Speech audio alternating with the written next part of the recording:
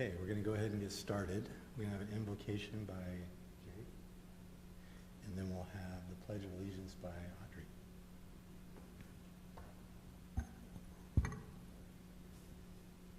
Our Heavenly Father, we're thankful for the many blessings that we have and for all that Thou hast given to us. We're thankful for the opportunity to live in this city and state, and for our elected leaders and volunteers, and for our citizens. And we ask Thee to bless us all, that we'd be able to help steer this city in a good, positive manner that will benefit one and all. We ask there be safety, and we are so thankful for all that we have. And we say these things humbly in the name of Jesus Christ. Amen.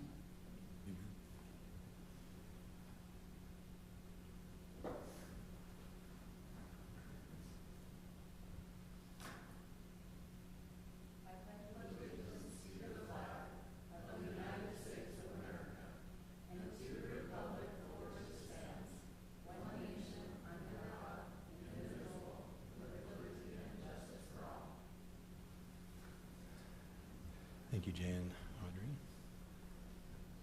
Okay, we're swearing in a new planning commissioner.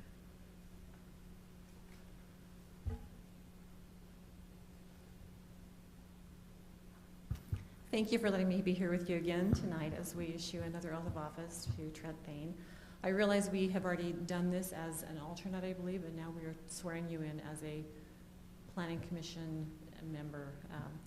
We're going to be doing this a little bit differently in the future, just so that you're aware. On your certificates or on your oath of office certificate, it's not going to list whether you're an alternate or whether you are a regular member. We will take care of that in our records, but that way we won't have to swear you in being an alternate or being a regular member. Kind of save some of your meeting time. So thank you for letting me be here tonight, though. Trent, would you mind standing for me and raise your right hand? Repeat after me. I state your name. I, Trent Payne, do solemnly swear that I will support, obey, and defend the Constitution of the United States and the Constitution of the State of Utah, and that I will discharge the duties of my office in the Highland City Planning Commission with fidelity. Thank you.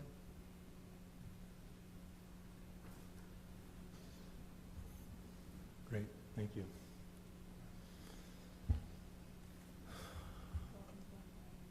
Yep. Full time, take the halt. All right, we'll now have our unscheduled public appearances. If there's anybody that would like to address the Planning Commission, and it's nothing really we could take action on, but it's your opportunity to come to the pulpit, state your name, address, and then whatever you'd like to talk to us about. And is there anybody online that would like to do that?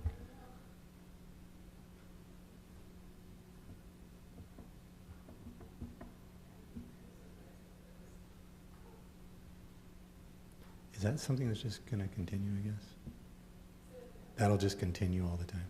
Yeah, that's what the council decided, to keep doing YouTube Live.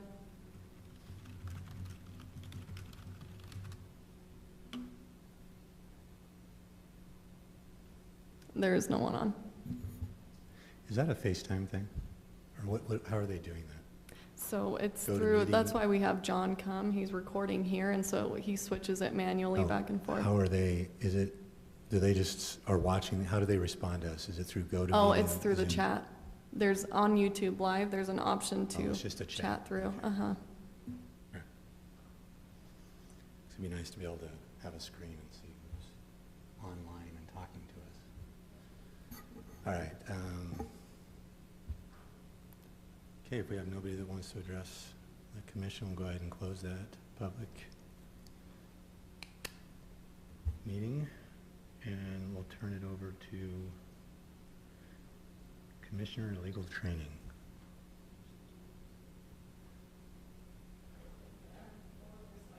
Right now, here. This is the control. Just push this arrow in there. go to the next. Oh, just a Thank you, second. Mercy. So thanks for having me. I'm sure, so I'm Marcy Jones. I'm an attorney with the Office of the Property Rights Ombudsman. My background's in land use planning. I'm AICP certified. There's nothing I love more than land use. I mean, I guess there's some things, country, God, kids, puppies, but I love this, but I realize not everyone does, so I'm really, I'm grateful for your service as someone who benefits from people being willing to serve. I've never been to a planning commission meeting where there weren't people in the audience, frankly, ready to get really upset. Sorry, you don't appear to be ready to be upset. So it's not that you're nobody, you just don't seem like, and maybe that's like the calm before the storm, that you really, that she's gonna let you guys have it here in a minute, but I'm grateful for your service. So I'm with the Ombudsman's office, and I regularly get asked, what is an ombudsman? And I didn't know until I joined the office.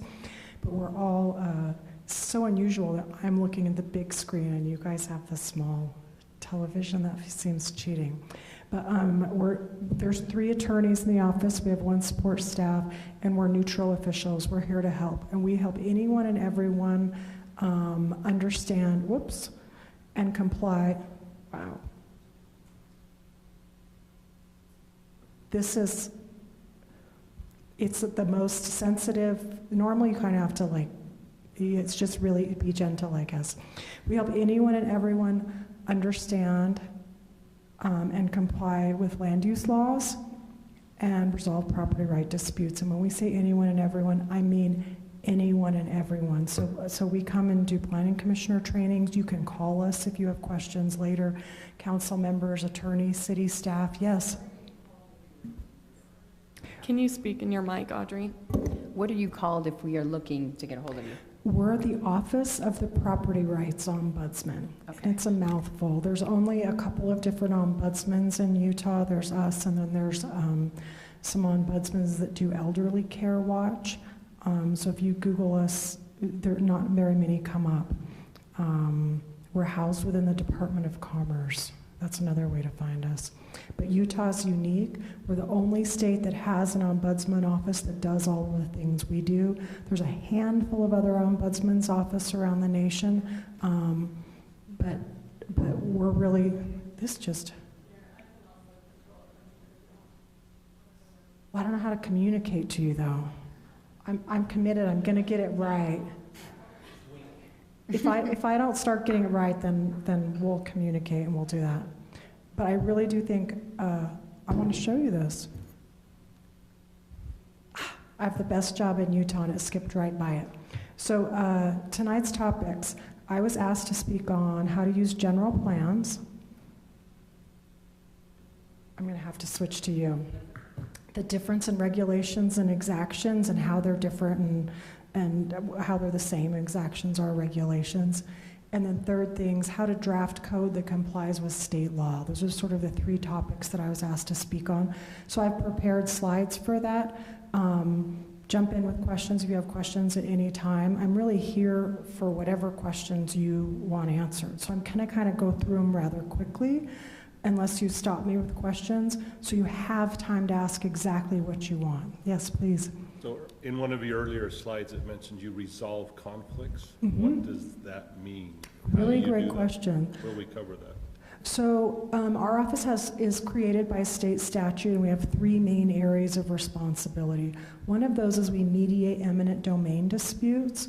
So if you're, say, widening a roadway and you need to acquire property, or creating a park, or a school district is creating a school, and you need to acquire property, the procedure in state law requires you to tell everyone about our office. It requires us to be able to answer everyone's questions, whether it's your questions, the condemning entity's questions, or the property owner's questions.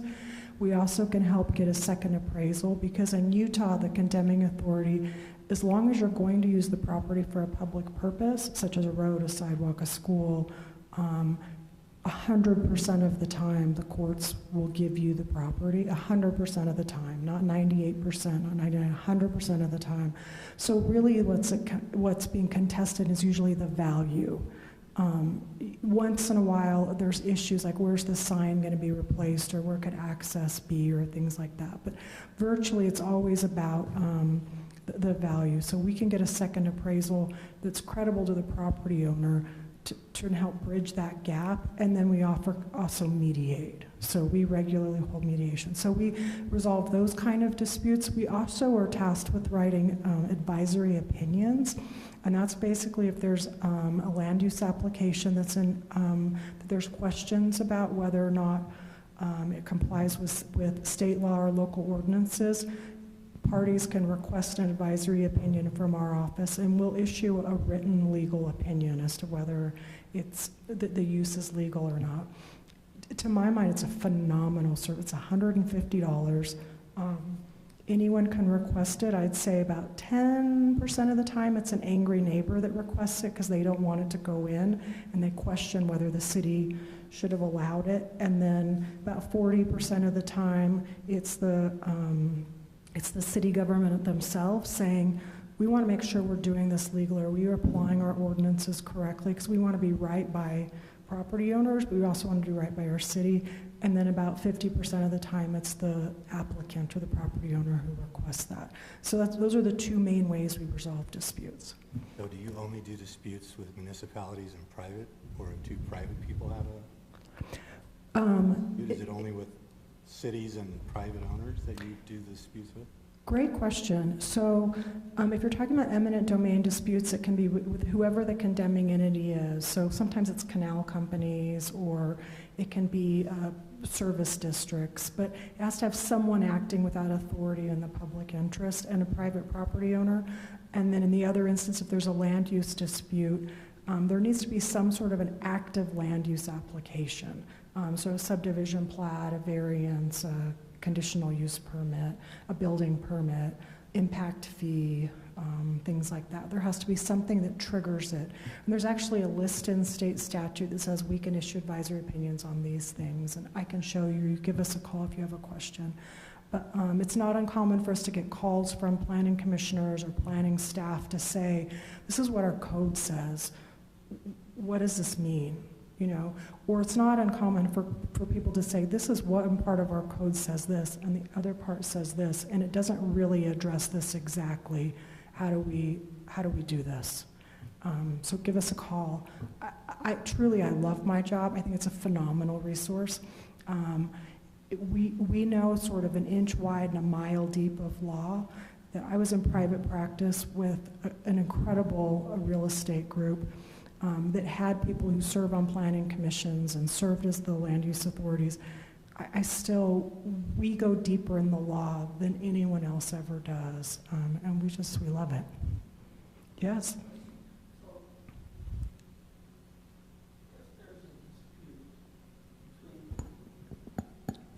Yeah. And B. And we'll say A is a very powerful entity, so they're just going to mow B over. Okay. Yeah. So B gets a hold of you and say, hey, so does the ombudsman have any authority, or are they just a listening ear to say, sorry, but you're going to get mowed over?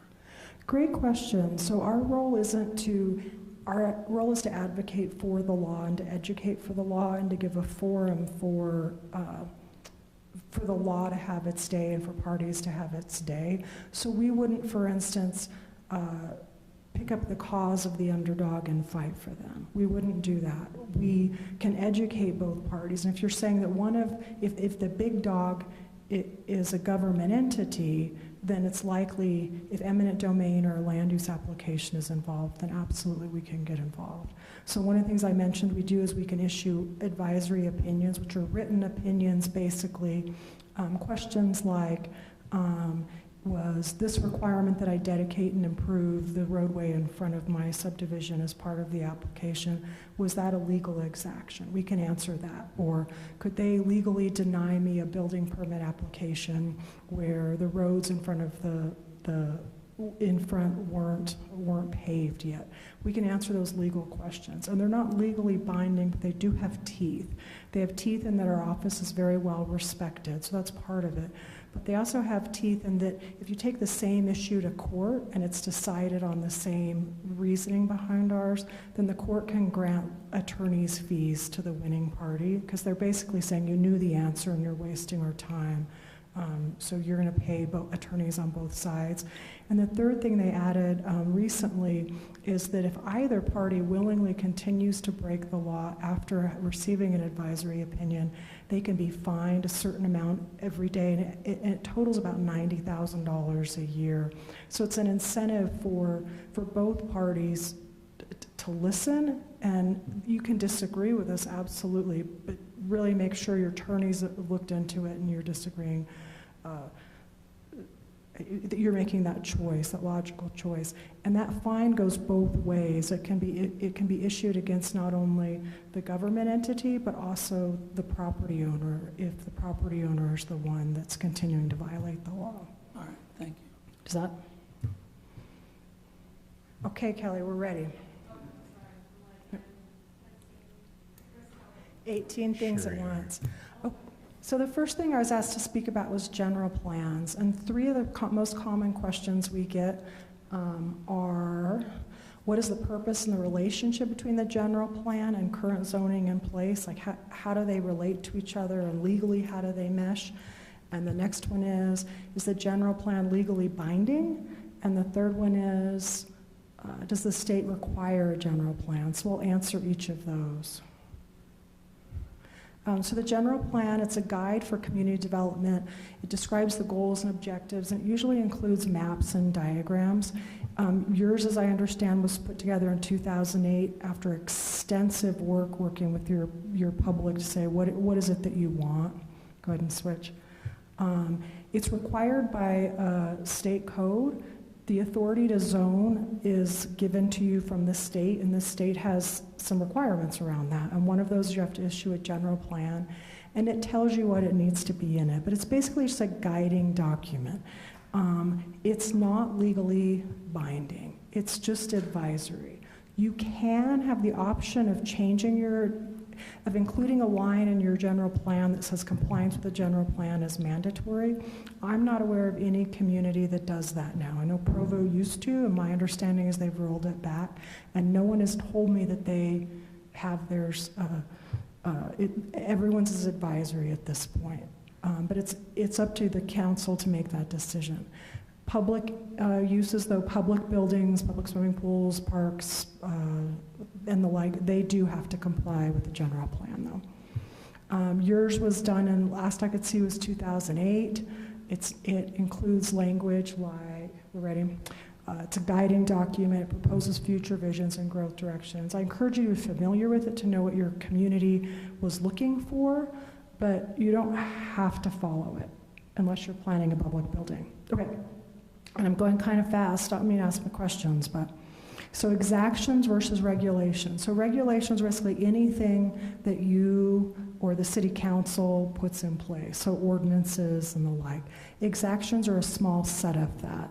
So regulations will include things like, it's a definition, here's the definition, a legislative decision enacted by an ordinance, law, code, map, resolution, specification, fee, or rule that governs the use or development of land. So some examples are like maximum building heights, permitted uses, setbacks, parking standards, access, that buildings need to have sewer connection. Those are all just standard regulations. Okay, so what's an exaction then? So an exaction is a contribution to the government in exchange for approval. So someone's coming to you with a land use application for, say, a subdivision plat or a building permit, and you're saying yes as a condition. We'll say yes, but part of that is you have to give something to the public. And it can be land, it can be public improvements, it can be money, and usually money is in the form of an impact fee. I'd say about 15% of our phone calls are on exactions, and it's the #1 question we get for advisory opinions right now.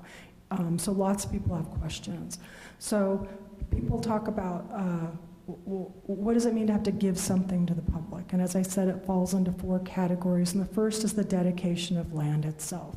You're going to ride in the road, they have to give you the land itself. And that could be for roads, for flood control, for sidewalks, for just about anything. It also can be the improvements that you might require them to put on the land itself. It's not uncommon to say you got to dedicate and improve, say, the half width of the road. So curb, gutter, sidewalks, sewer, utilities, you've got to put it all in, and then you've got to give it to the public. It's not an exaction if they keep it or it remains property of the HOA. Yeah.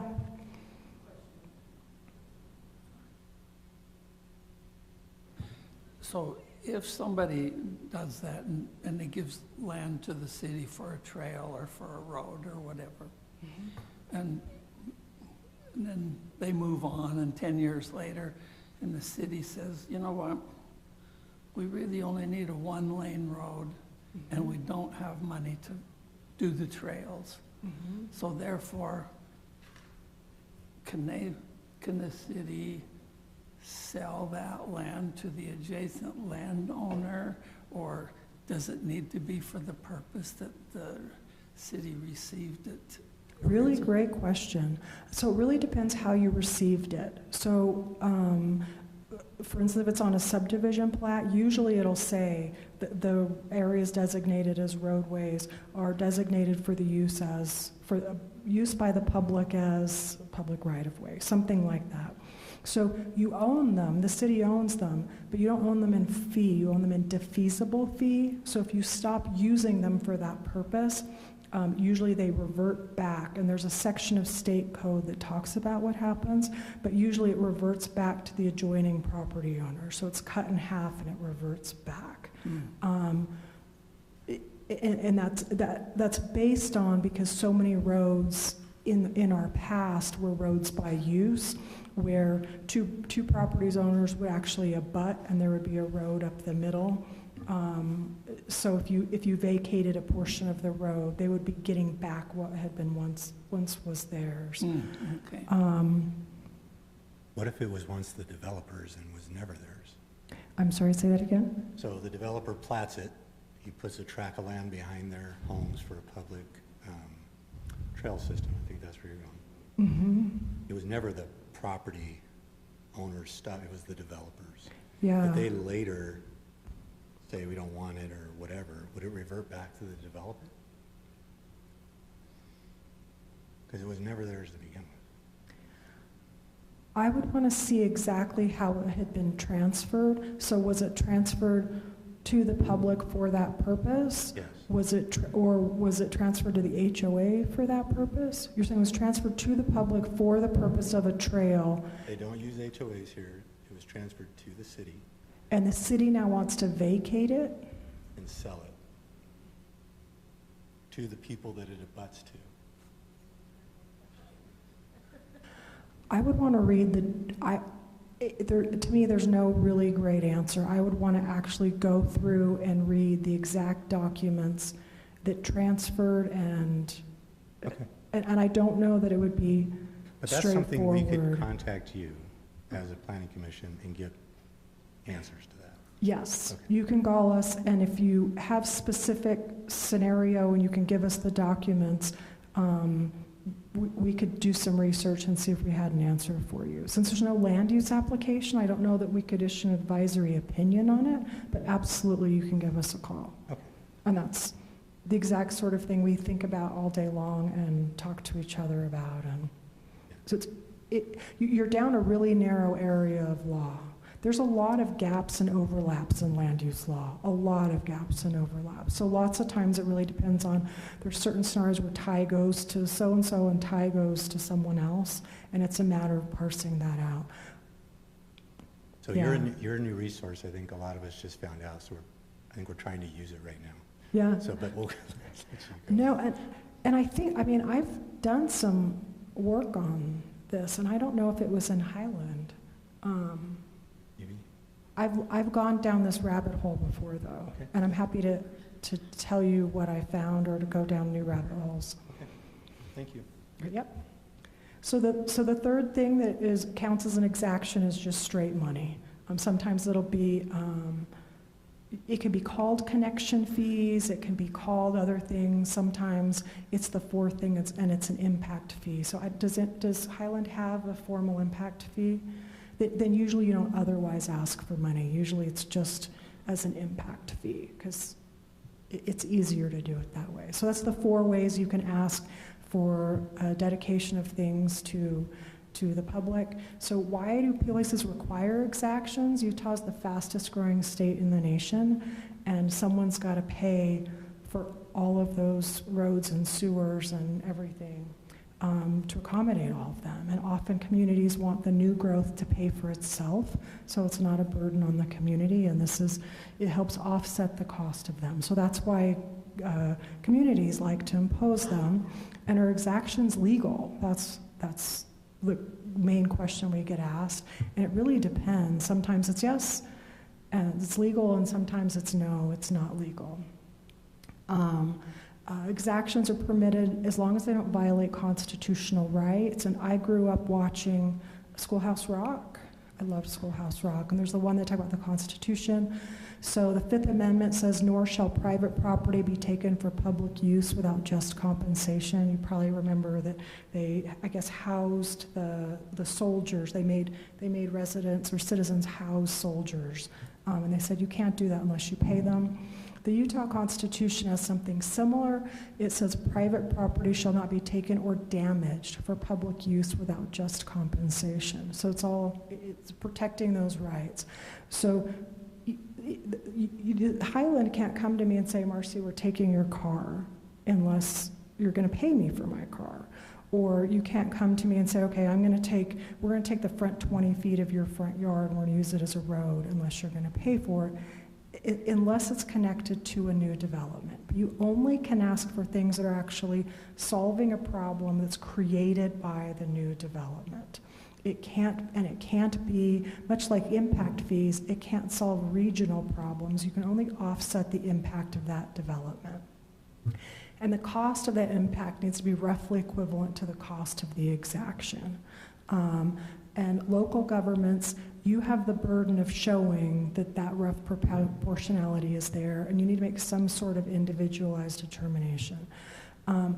It's clear as mud. It's clear as mud to me, and I've written more advisory opinions on this topic than any other topic, and I still get frustrated and go back to the case law and say, surely there's a real answer in here that wasn't written by a lawyer, and there's not. But sort of the standard rule of thumb is you can require the dedication and improvement, of the half width adjacent to proposed development.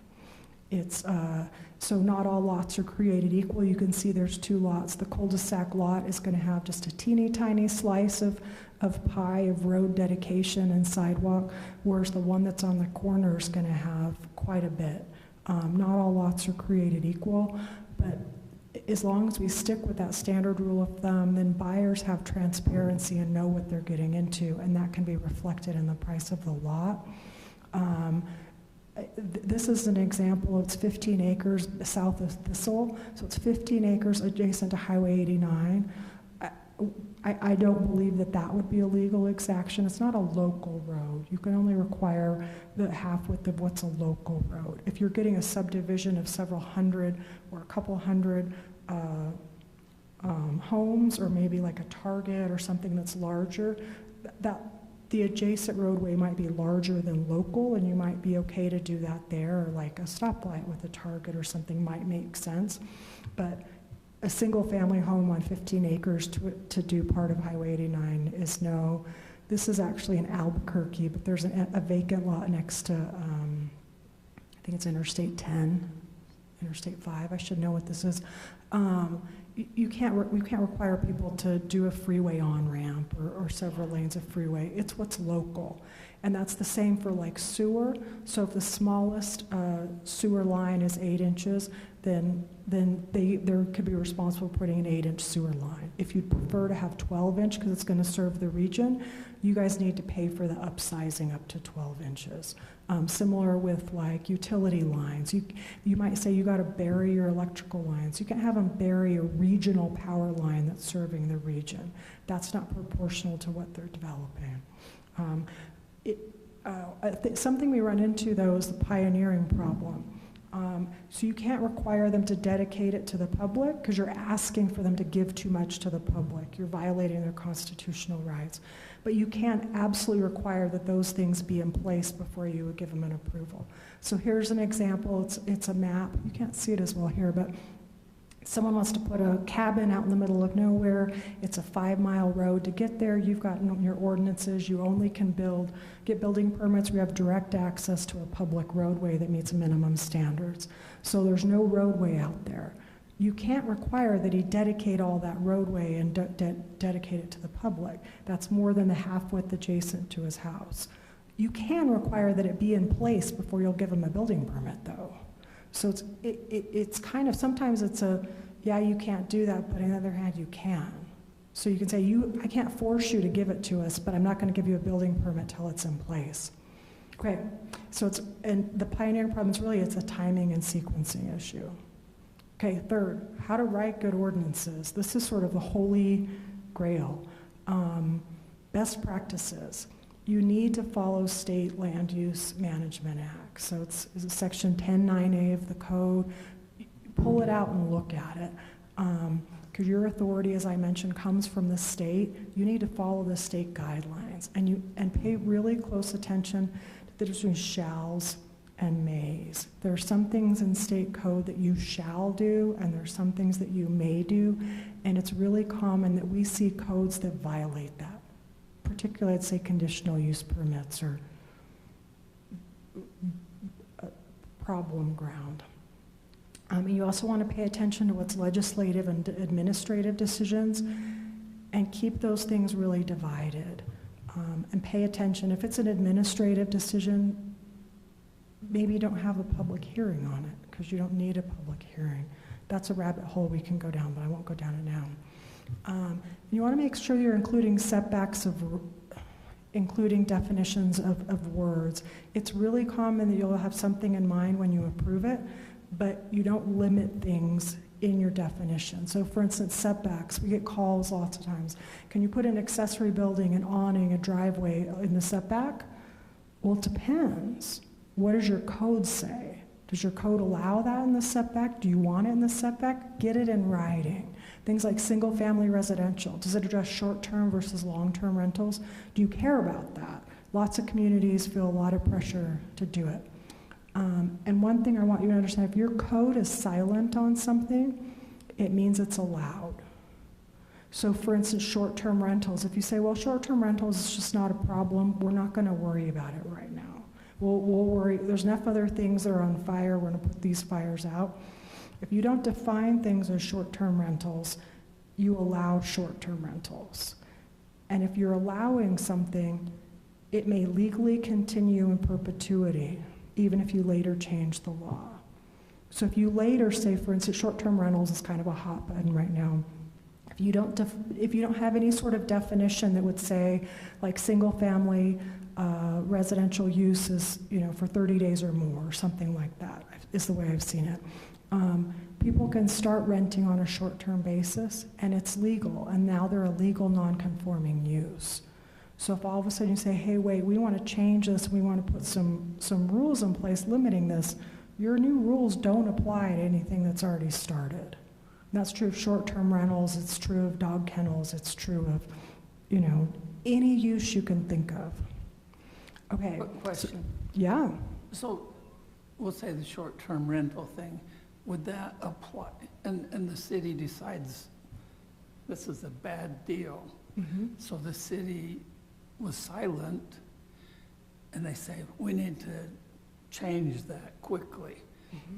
So does the AOK apply to the residents only that was doing the short-term rental? Mm-hmm. Okay, so you can do Great. the rest of the city then? Great question. So any right that's in the zoning code it's sort of like a sleeping right until you enact it and you actually put it in place. So like zoning, for instance, you can change the zoning later, and if they didn't build according to the old zoning, they didn't secure any rights. So yes, it's only those people who are actually who are renting their homes or condos or whatever as short-term rentals that would continue to have that right. It's not, new people would be prevented. May I ask a question real quick? Yeah. So in that regard, if, say, the city puts then a requirement for a business license and all these things after the fact because they're trying to get a hold on it, but people had already been established, is that applicable to those people who started before? Great question. So we actually have talked about this a number of times. We have a couple of recent advisory opinions on this. And the courts haven't directly spoken, but what we interpret things is, yes, you can require them to now get business licenses and the like. They vest in that use, but they don't vest in, you can't take that use away from them, but you can reasonably regulate how they're using it. Our opinion is, yes, you could require them to get business licenses. Oh, can I just ask one more question? Yeah. If short-term rentals are going on, could we define short-term rentals as 1 week or 7 days or 10 days, and then that would apply to those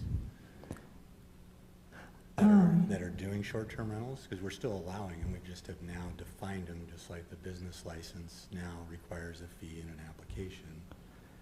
The short-term rental, to be a short-term rental, in our definition, is 7 days, not overnight. You can have your definitions for short-term rentals be basically whatever you come up with that's reasonably debatably in the public interest. So yes, absolutely. Like some That would communities. apply to the people that are doing the 1 day and the 2 day?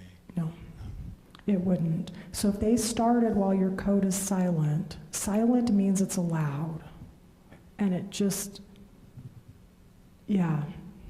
Sorry, now Yes. stop asking a question. That's what I'm here for. Would it be applicable just when they apply to renew their business license? Now you have to meet new code? No, they get to keep using the old regulations. Whatever was in place when they started, as long as they don't abandon it, and abandonment usually is they don't use it for a year.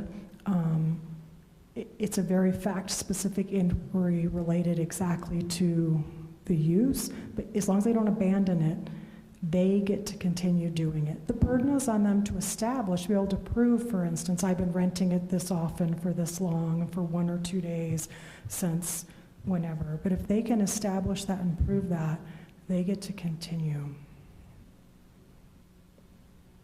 I mean, and that's true of so many things. Short-term rental is just the one that it's a hot button right now. And different communities really approach it differently. I think Riverton and Lehigh, one of them treats it like a conditional use, but both of them allow you to do short-term rentals as long as you live in the home for, I think, 180 days a year. I think the logic there is you won't make your neighbors really mad if you've got to live next to them for that amount of time. Provo and Salt Lake City, they're just illegal, but they don't seem to be enforcing it very much. I mean, there's some limits. You can't enforce short-term rentals just based on what's on the website, unless it's an internal accessory dwelling unit. So there's lots of rabbit holes. Okay, so one thing, I think you guys understand that if your code is silent, it allows it, and they can continue forever. One other thing, if there's any ambiguity, and I already mentioned there's gaps and overlaps in land use law, there just is. Even in the best written code, there's going to be gaps and overlaps. All ties go to the developers. Any ambiguity, any gray area, if it says one thing in one area and another in the other, you have to interpret in favor of allowing the proposed use. And I think you guys get this already, but there's a balance of power that kind of shifts at teeter-totters. And in the beginning, when you're drafting ordinances, you have all of the power. You can draft or you and the council, but whatever is reasonably debatably in the public interest. If you could convince a reasonable person that it could be in the public interest, that's all it takes. If you were to go to court and you could say, we thought it was a good idea. We want to paint all the asphalt pink. We want to require all the houses to be painted purple. We want to require everyone to have chickens. You can come up with some crazy stuff. As long as it's reasonably debatably in the public interest, courts will support you because you and the council have that legislative authority to make decisions for what's right.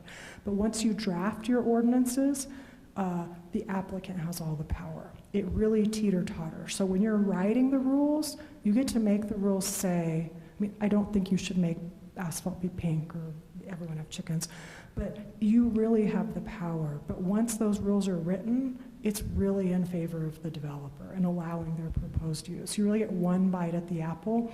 And so many people want to be able to say, I'll know what's reasonable when I see it, or I can put things in place when I see it, or I want to see what they propose, and then we together could come up with what's going to be reasonable. It's illegal. It's illegal. If you get sued, you will lose, and it will be really expensive. And it's not fair to the private property owner rights. You guys get to put what you want in the code, but it needs to be transparent to people buying property in Highland, where if they sat down and read the code, that they could understand what was allowable to do with their property, and there wouldn't be surprises. So you want to use clear language. For instance, if you're writing conditional use permit standards, here's an example. And this was off the top of my head, so it's probably lacking in some ways, but say you want to regulate hours of operation. Hours of operation may be limited to a minimum of 7 a.m. to 10 p.m. where the use is adjacent to a residence or residentially zoned property. So it's really clear. You can't restrict the hours smaller than 7 a.m. to 10 p.m., and you only can restrict it if it's adjacent to a residence or residentially zoned property. So if an office comes in and they say, we're so mad, we hate this use, we want you to dial it back, you can't. Or if you want it to be regardless, this is what the hours are, you just put it in the code. Okay, another example, setbacks. I have the example for conditional use permits I frequently give is dog kennels, because people like dogs and they like kennels, but they don't really want to live next to one. So for instance, setbacks may be increased up to a maximum of twice what the standard in the zone to adequately separate the proposed use to limit noise, light, odor impacting the surrounding properties. So if you're buying property in the city, you can see, I want to put a dog kennel or whatever conditional use permit is. You might give me bigger setbacks, but I know what it would be. Landscaping. Portion or all of the setbacks area may be required to be landscaped to act as a noise buffer. Plantings in the landscape area must meet the minimum standards listed in some table. People would have transparency. They'd know, you might make me landscape this, but it's going to be 8 shrubs per whatever and 2 trees, and they're going to know ahead of time what it's going to be. Visual barrier, an opaque wall, fence, or hedge up to 6 feet in height may be required to be installed and maintained along any boundary shared by a residence or residentially zoned property. Parking, adequate parking may be required to the proposed use up to minimum standards in some table. So all of these are meant to give examples of if someone were buying property and proposing a use, they could read this and see, okay, I know the maximum parking they're going to require. I may have to do a visual barrier, landscaping, and setbacks are operation. They have some certainty. Yeah. Can I ask why you're using may instead of must? Say In that again. one, the word may instead of must.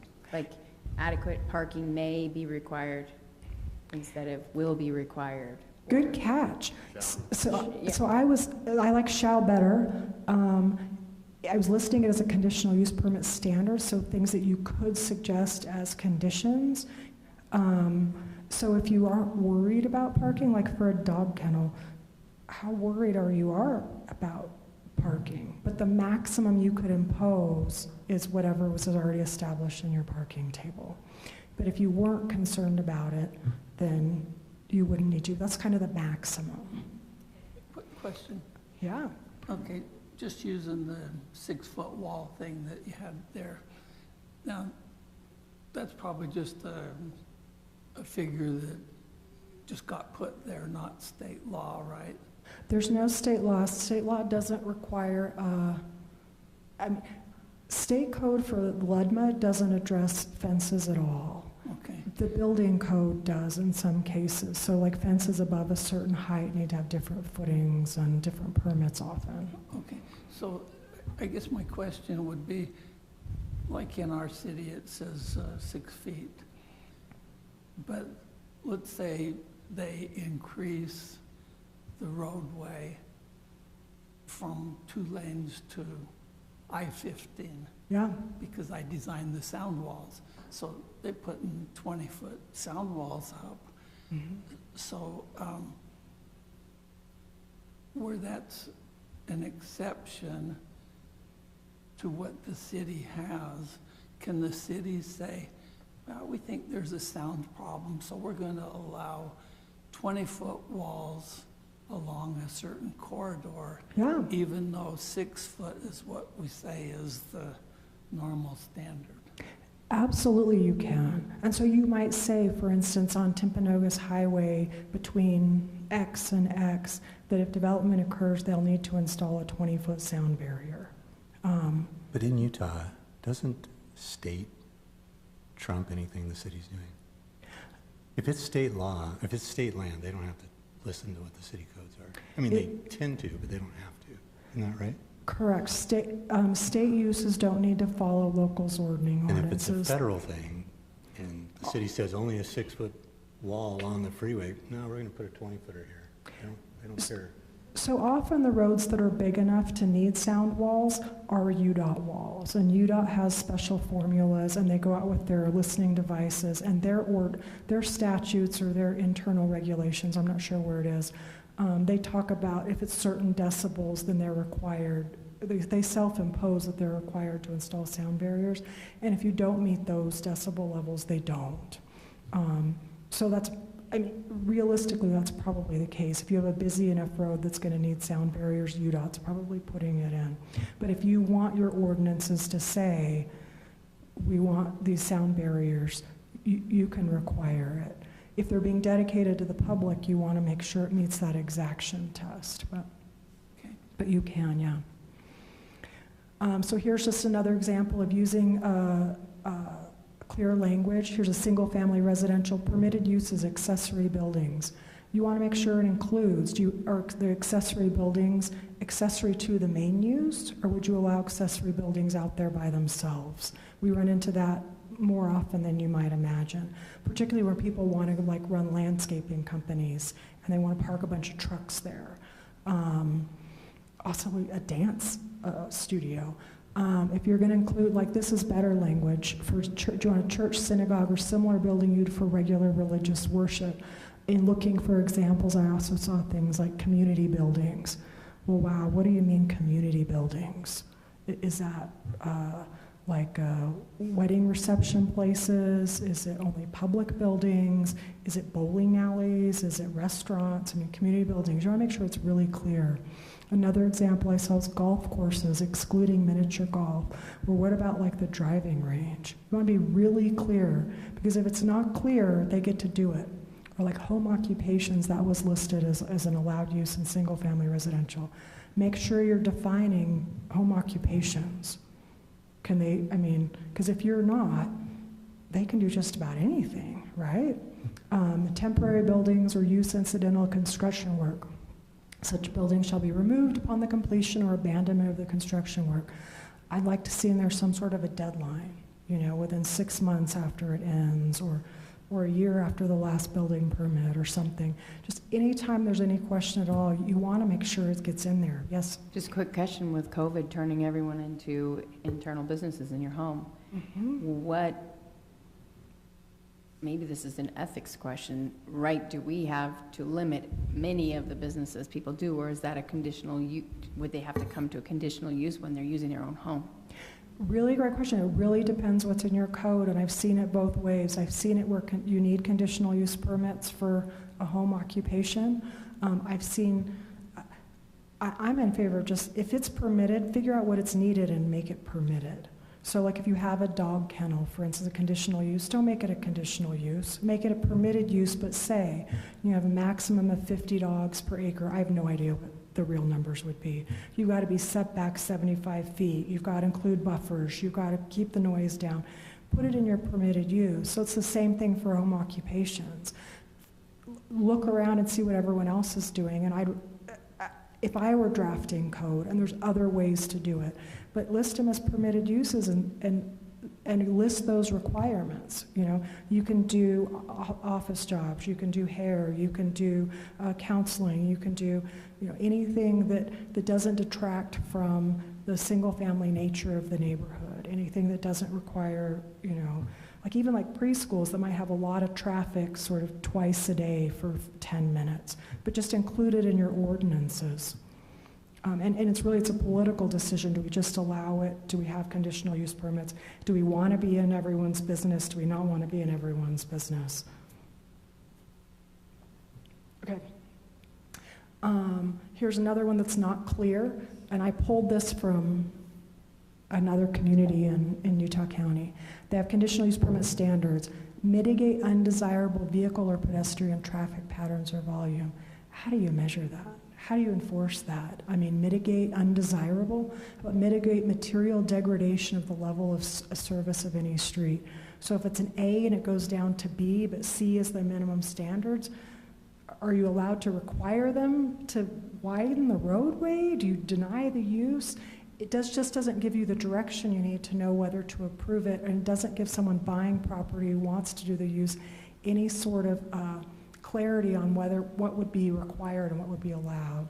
Here's another one. Mitigate detrimental effects on the natural features of the site and the surrounding affected areas.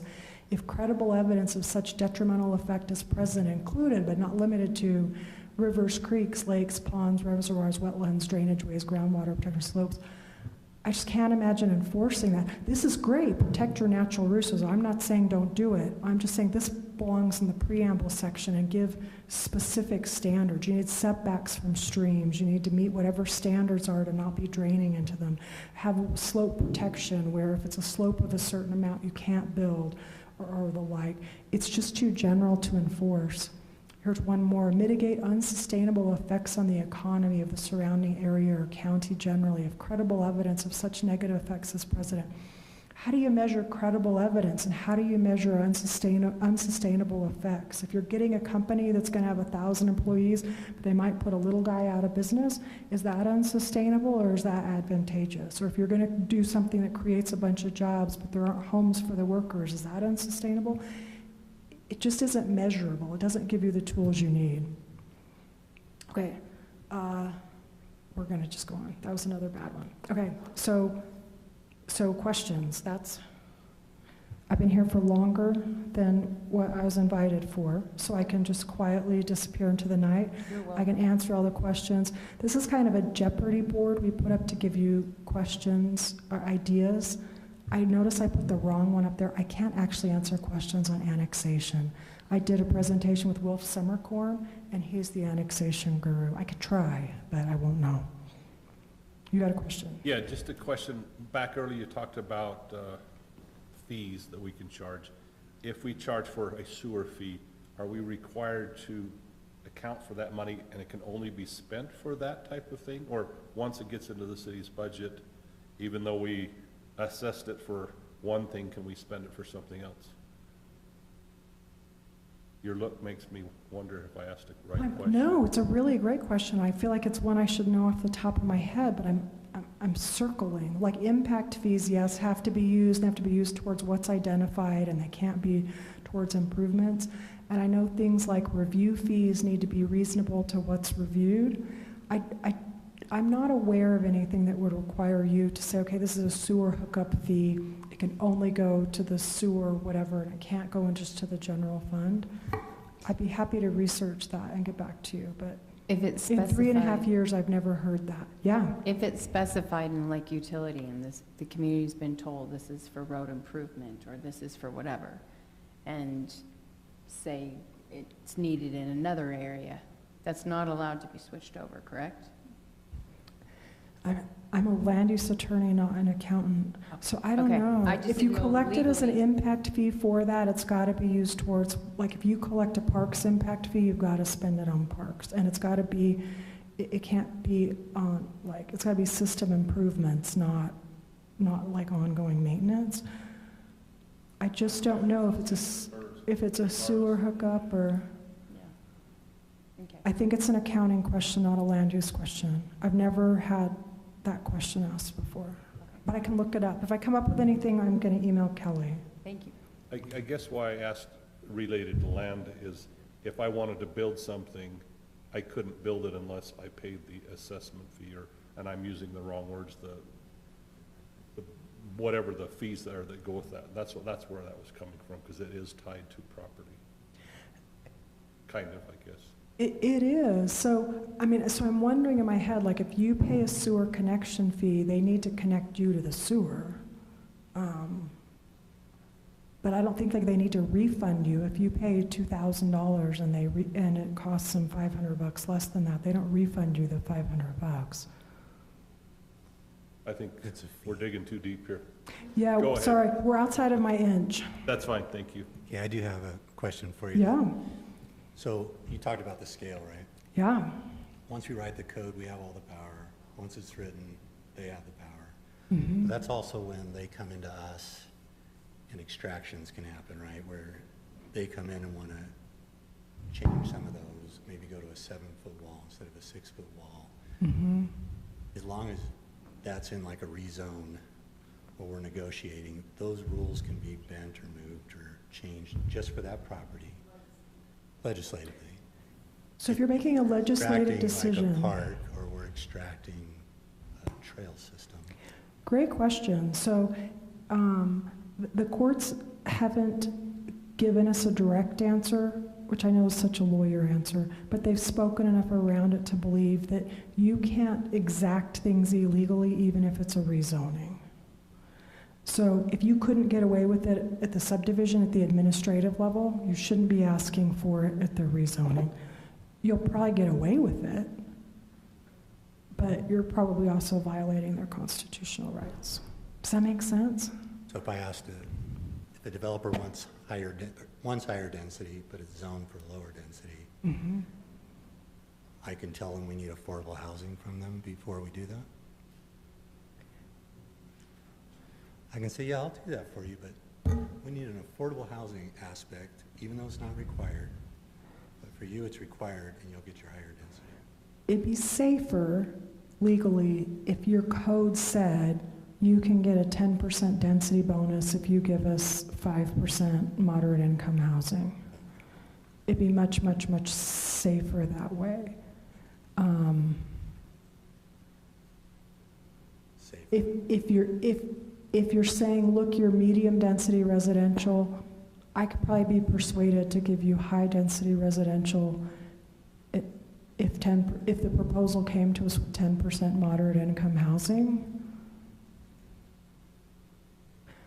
Exactly. At some point, it stops being politics and it starts being violating constitutional rights. There's a fair amount of gray area there. And in this housing market, you might get away with it. But as an attorney, I would say, go in the front door, change your ordinance, figure out what really works for your community and put it in the ordinances. Just, and along that thought, because at least for our scenario in Highland, there's only a few spaces left to develop. We don't want to open up the doors to deal making. Yeah. And, right, we don't want to be making deals with developers and changing for whoever's going to Yeah. give us the best deal. Or selling zoning. Right, you're selling zoning. So we need to bulletproof the code a little bit so that looking ahead, the last few things allow what Highland City needs, Mhm. but not making deals. In my opinion, that's absolutely what's best. It also adds for a whole lot of sanity. I mean, if you set the rules and the developers understand the rules and you aren't worried about, is this a deal, is this contract zoning, are we violating things? No one likes doing that. If it really is going to work for the town, put it in the ordinances. Thank you. But, I mean, I'm going to give you a safe answer. That's, Question, yeah. bottom right. If I get a hold of you personally in the hallway and I say, you know what, I'm really interested in doing my job here really good and I don't quite understand and I want to do this and this, and what do you think how I should approach the rest of my colleagues and stuff? Yeah. At what point in time is that a public meeting, or you can't talk to a second person, or? I can, if there's a quorum, then you guys need to have had it publicly noticed. So you guys need to be aware of that and follow that. necessarily pay attention, but you can call me and ask me, answer legal questions. I don't really have, I'm not a politician, so I don't necessarily have politician answers. A citizen that's going to be involved with something, and they show up on your doorstep and say, hey, what do you think about this or this? Is that, in the past, I would just tell them what I thought. Yeah.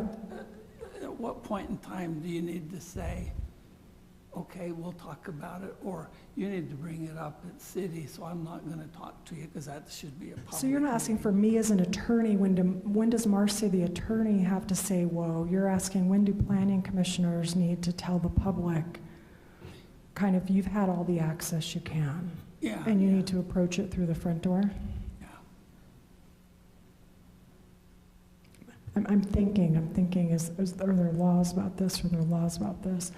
And I don't think there are. I think it's just it's a political question. It's a way of saying, I hear your concerns, I understand why you're concerned, and these things really matter. I'll bring them up, to our colleagues at the right time, but can you encourage the public to come and talk at the meeting for the public hearing, so my colleagues are hearing directly from the public rather than me trying to persuade them? Jay, we did have a training on that a couple of years ago, I think, where they talked. Yeah. Yeah. When I was on the commission. And do they teach you ways of saying, like, putting healthy boundaries on things? Yeah, it's tough.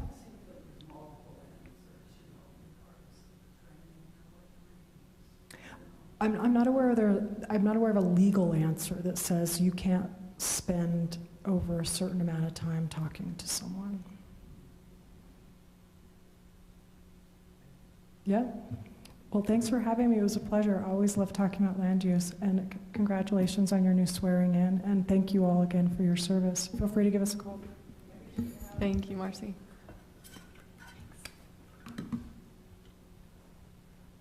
Okay, that was great.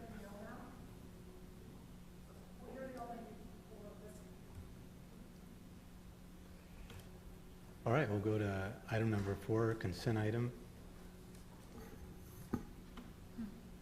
Let's see, approval of minutes. Do I have a motion to approve the minutes for August 23rd, 2022?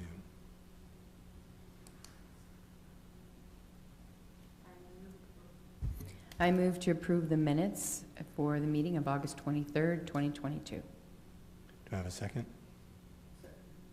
All those in favor? Aye. Okay. Before I start this, I'm gonna call in Commissioner Howden, dial him in on the audio, just for our next couple items. If he wants to talk, he'll be able to talk through the speakers. Okay.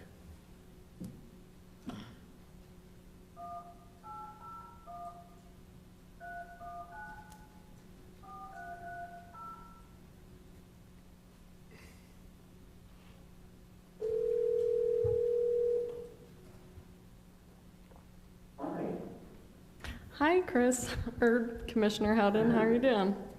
I'm great, and yes, I agree. Okay, great.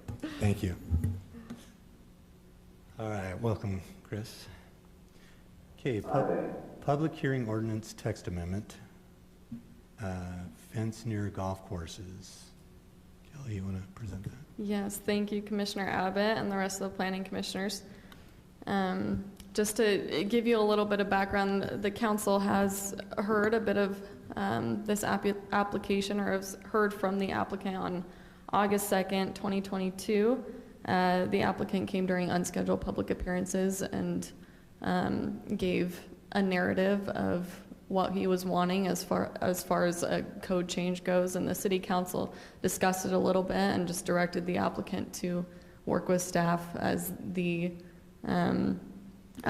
request would have to go through planning commission for a recommendation and city council for approval. A little bit of background. So the applicant does live on Caddy Lane next to the Cedar Hills Golf Course. And there was a complaint submitted about a fence that was going up that was taller than our allowable 6-foot maximum. After speaking with the city council, when the applicant came in during unscheduled public appearances, he decided to apply for a code change to allow for this increased height in a fence. There's the project narrative that's attached in the staff report where you can see his full explanations. But I just took a few little snippets to kind of give you some understanding as why the applicant is here. These are a couple drawers full, oh my goodness, of golf balls that he has collected from his yard. This is just damage on the walls on the outside of his home. Here are a couple more that they have patched, trying to fix. Here are a couple that are unpatched up here. This is what it looks like currently, where there are these poles up here. There will be a couple of horizontal poles or beams that will be added for stretched netting to keep those golf balls from going into the yard. As you can see, he has this little play structure right here that his grandkids like to play at, and so this is him trying to keep his grandkids safe from the golf balls. And I went out there, wasn't a big fan, kind of wanted to leave within 10 minutes because I noticed all the golf balls that were on the ground. And in his project narrative, he goes further into speeds of golf balls, and with it being in a certain distance between the tee box and his property, the impact that it could have if it just happened to hit someone in the head. This is our proposed text amendment. In his project narrative, it was very specific as to within this distance from a tee box, if you're in the direction where the ball's hitting, then we would allow this taller fence. In reviewing this, this is Brent Wallace. This is our code compliance officer. He's been working a lot with the applicant, so we asked him to be here. But we decided, as far as a staff recommendation, to broaden the scope a little bit.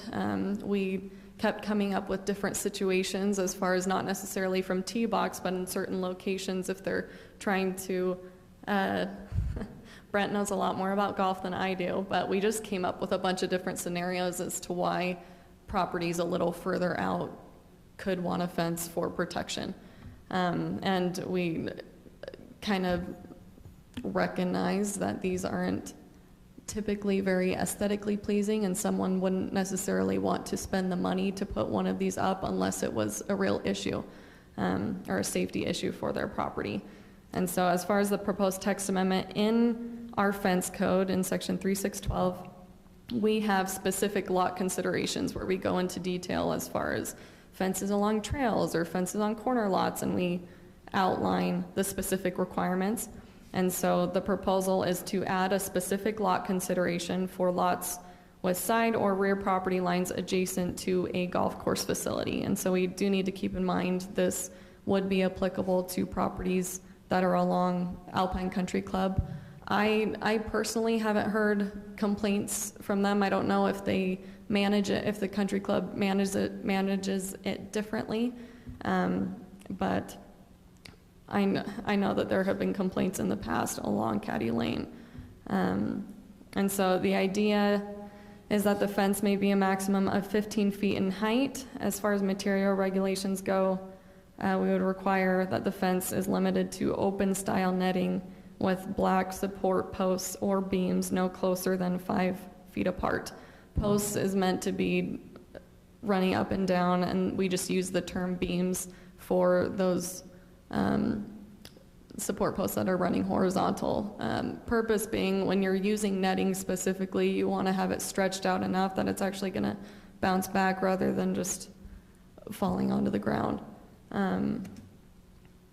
This is as far as staff review, we recognize that there was significant evidence of damage on the home and that it was potentially, it was causing a safety concern for one of our Highland residents, or some of our Highland residents. Like I said, we recommend having less detail just to allow for more situations. We didn't want to come up with a very specific code and then in 3 months have someone else coming in saying, hey, wait, I have the same issue, and we have to go through this process again. The material regulations, if you remember, in our athletic courts section of code, we have very specific fences that are allowed, oh my goodness, allowed around, I need some water, allowed along athletic courts, and they can be up to 12 feet tall as long as they have vinyl coated chain link. And so we thought this is kind of a similar, obviously this is 3 feet taller, but we're being very specific in, okay, it has to be open style netting, and also making sure that we're prohibiting any solid fences from being taller than 6 feet. We did send out the appropriate public hearing notices. Like I said, Brent Wallace, our code compliance officer, has had the most correspondence with the applicant, and he also has reached out to some neighbors adjacent to see if they had similar issues. There were actually 2 neighboring property owners that reached back out to him, speaking in favor of the amendment, saying that they, are in favor of it. We just recommend that the Planning Commission hold a public hearing and accept the findings and recommend approval of the proposed amendment to allow for those taller fences adjacent to golf courses. And then this is a motion to recommend approval if the Planning Commission decides to do that. And then here's a motion to recommend denial if that's what the Planning Commission decides. And our applicant, Maureen Eberhard, is also present if you have any questions for him specifically.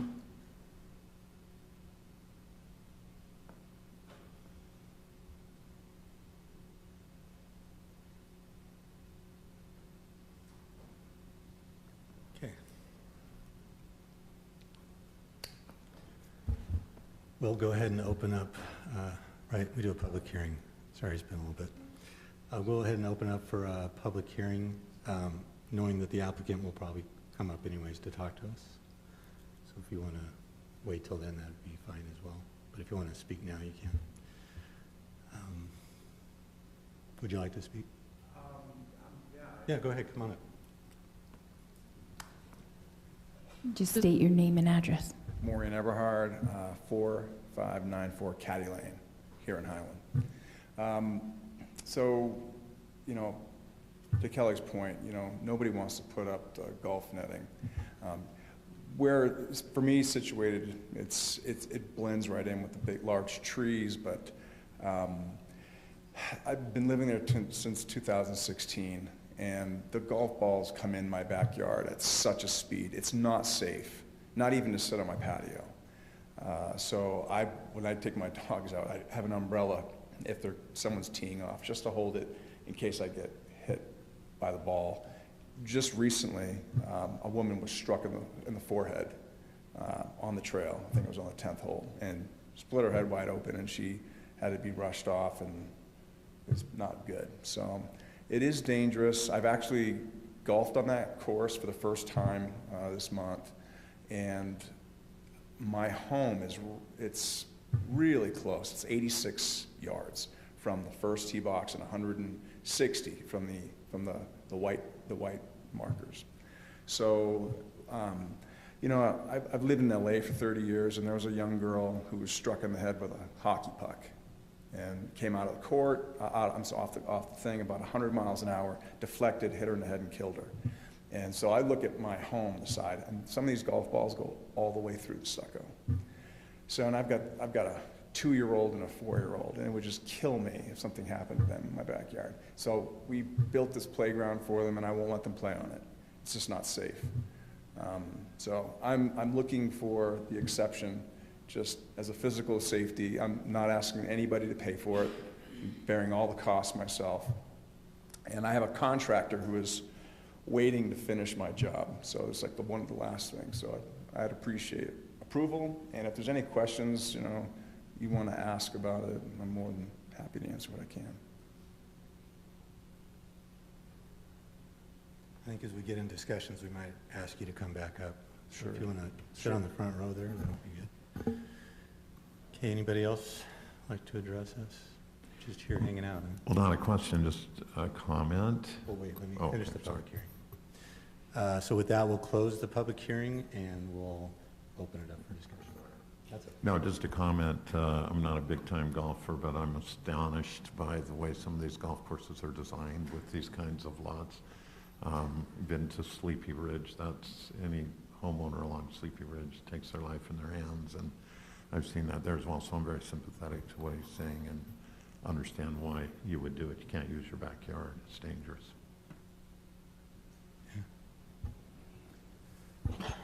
So I Go ahead, have Jay. a question/comment. We're saying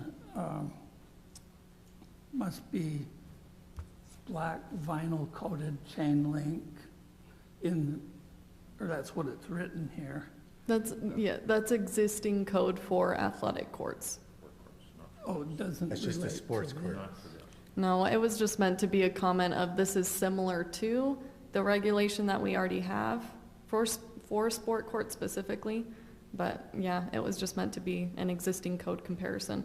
So is this just a netting that goes from 15 down to 0? Well, along with the comment in the code of the beams and posts being no closer than 5 feet apart, we put that in just to prevent having 2x2 squares all throughout this 15-foot tall fence, was the intent. Okay. Do any of these adjacent homes that might want to do this already, this is Cedar Hills, but I'm thinking of Alpine. They have chain link already, correct, some of them? Chain link for golf? No, in the back of their yard, separating the golf course and theirs. Sorry, can you speak in the mic? We just have Chris that's over the audio, so. Sorry. Yeah, we have a neighbor that put up a fence like that. It's not chain link, it's golf netting. It's like a fabric, black fabric. And similar kind of posts, long skinny poles. Is there code in your HOA or whatever it is around there that people cannot put up fences? No. No. There's no HOA. Okay, It's I just wasn't technically an sure. open space neighborhood. okay, all right, thank you.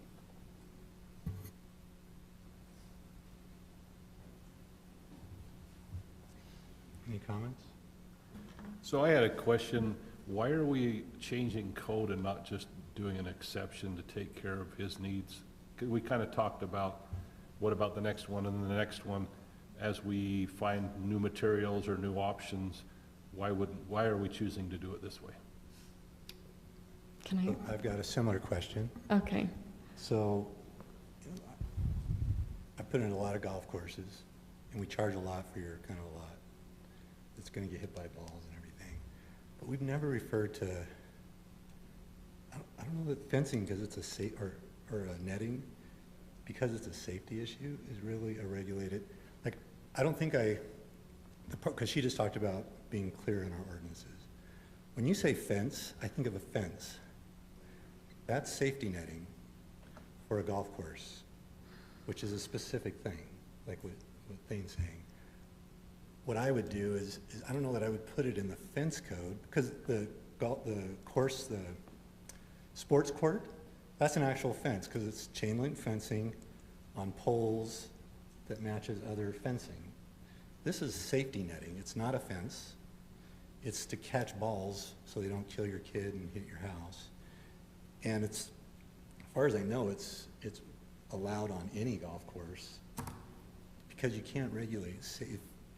If he says, I'm worried my kid's gonna get hit, and we say, well, you can't do that because of our code, and then a kid gets hit, we are liable. We didn't allow him to protect his children, right? I mean, every time safety comes, that's why they always say it at the pulpit. They say, the cars are gonna go too fast, there's a safety issue. There's a reason they do that, because then our attorney perks up, because he's like, oh, we're gonna have a liability here. But I totally agree that he should be able to put his netting up, and I think there are rules on the height, because it obviously doesn't need to go, a ball only goes, if it's at a trajectory of more than 12 or so feet, it's gonna miss his house, and that golfer should be kicked off the course. I'm just concerned that we're changing it's like going and changing a driveway ordinance and allowing netting. Like, I don't think it goes there. I don't think it's a fence. I think you should just add something that says, For golf courses, we are allowing netting, safety netting that meets exactly what you guys just agreed with there. Or any approved, so that we, like Thing was saying, what happens when all these other, like that's his design. If you look up safety netting, there are ones that go up, that you push a button and they go up while the guys are golfing, and then in the afternoon, so you don't have to look at netting, the nets come down. So I would say any approved safety golf netting that but I'm not even sure if it's, I mean, we're not reinventing, have we looked at other cities, what they do with their ordinance on golf courses? I don't know that, I think his guy can just go put the fence up. I don't know that we can regulate a safety netting, that's not a fence. So, a couple of things. I feel like there are a few questions in there, so if I miss one, please tell me.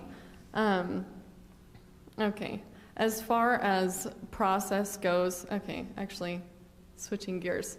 Our definition of offense is very specific and basically all-inclusive, where it's, and like, we have this whole list of whether it's trees, shrubs, barriers, structures, anything that acts as a physical or visual screen. And so technically we see this as being a physical screen to block something. And so technically it meets our definition of offense. We recognize there are safety issues. I looked through other city codes. The only one that I could find that regulates specifically like safety nets adjacent to golf courses was St. George.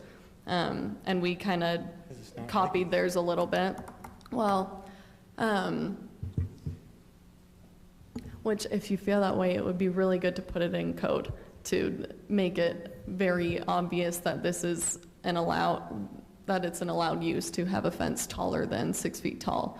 As far as it being a safety concern or he should get an exception from existing code, we would go through the variance process, and then it would go to our appeal authority to determine if he has a unique circumstance or an unreasonable hardship, which we probably could argue that, or he could probably get the variance. I think the issue is we recognize that it impacts more than one property. It impacts all of these properties along here, so we might as well regulate it and put it in code and make it recognize that each of these property owners is allowed to do this. Because I know in the past, there was someone requesting a fence permit in the past, I don't remember when it was, trying to do something taller than that 6 foot, and it was denied because you can't have an 8 feet, well, that one was 18 foot tall fence. And that does not look like a fence. I'm just saying. I'm just saying by interpretation, and when I have spoken with our city attorney several times, and it meets our definition of offense, and so we just want to be clear that because this meets our definition of offense, we're allowing these fences specifically adjacent to golf courses. So everybody that builds one has to go build it like that. They can't just get online and put a safety net on. Go to a company that actually does it and put it in. Well, if you want to if the planning commission decides that they want to loosen up on the material regulations or add other allowable materials, I am fully open to recommendations. This is just based on his request that's in his project narrative saying these specific materials. Would they need to come in like a fence, like you would if you're installing a fence? You'd have to get your thing approved? You would need to get a fence permit. That's good. Mm-hmm. So I just wanted to clarify my question a little bit more. That was my concern, is I don't want to outline, you have to use X, Y, and Z. Well, let me back up. I absolutely think, if it was me, I'd go put it up tomorrow. Me too. I wouldn't ask anybody, but that's another story. And I just said that publicly, so I'm in trouble. But my concern is I don't want to regulate, he has to have X, Y, and Z material from X, Y, and Z, whatever, because as things change, things are available, whatever. So that's my concern about that part. But the other piece is, as I drive around and I see people with the batting cages, it's very similar type of a structure setting. Do they have to be permitted, or could he just put 2 batting cages in his backyard and bypass the whole thing? That is a batting fence. Batting fence versus golf fence. So it's a real thing? Batting, I'm just kidding. So that's where I was getting at is, I just don't understand why, well, I want it to happen, it needs to happen, but I just don't want to regulate it down to it has to be this, that, and the other, and then tying it to a, well, sorry, let me back up. Is there a regulation for batting fences, or do they fall under the same type things? Meets the definition. that she It's, had. honestly, I think it would be kind of it would be situational. I personally haven't come across someone wanting to do a batting cage or a batting fence. I have seen a few in American Fork, but. There's two right down the road from my house, so. Well, there you go. But I haven't that's what I'm gotten- not aware of. But the other piece I was just trying to understand is, I was on Board of Adjustments for many years, and the exception is what I'm looking for, is his picture shows his backyard, but what about the house where they're down lower and they may need a 25-foot fence, or somebody else that doesn't need it, specifying exactly what they need? I would rather see it be specific to the actual usage or the home or the backyard versus a blanket statement that we try to catch everybody. Which, Wait, my understanding is we can't do variances. no, That's what no. our attorney told us. We Yeah, can't. Planning Commission, City Council cannot approve variances. We would have to go through our appeal authority. I agree, we can't do it, but it is an option through the city, or is it I not? don't think it is. Not Yeah. this city. They would have to apply for a variance, which is a $500 fee. And we hold a formal hearing with our appeal authority. He hears it and gives them a memorandum with the The training you decision. went through, they said steer clear of variances, Okay. because it's a slip. It's If been a you while can since write I it in did code that. and Used you to agree be- with it, put it in yeah. code. Put It it used in to be code. 20, yeah, anyways. Put it in Okay. code. I mean, I'm fine with this, I just think it's confusing, and the reason you can't find it is I don't think it's regulated anywhere other than St. George. Because I don't think I've ever seen that regulated. Maybe, I'm like, that's the thing, every other city, I purposefully looked at cities that had multiple golf courses and couldn't find anything on it, so. Yeah, I think 'cause it's a safety thing. Okay, So if we wrote it in which it would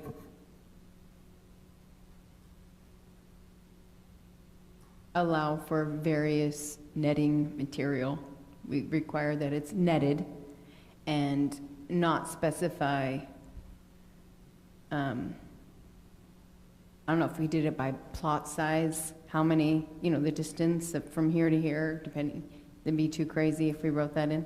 no, it'd be the whole. Like if you're trying to protect it, you want to protect the whole. Well, that's what I'm saying, from point A to point B of the back property line, if it's a side or a corner, you're just giving that, and so it would be like a percentage of poles per this many feet.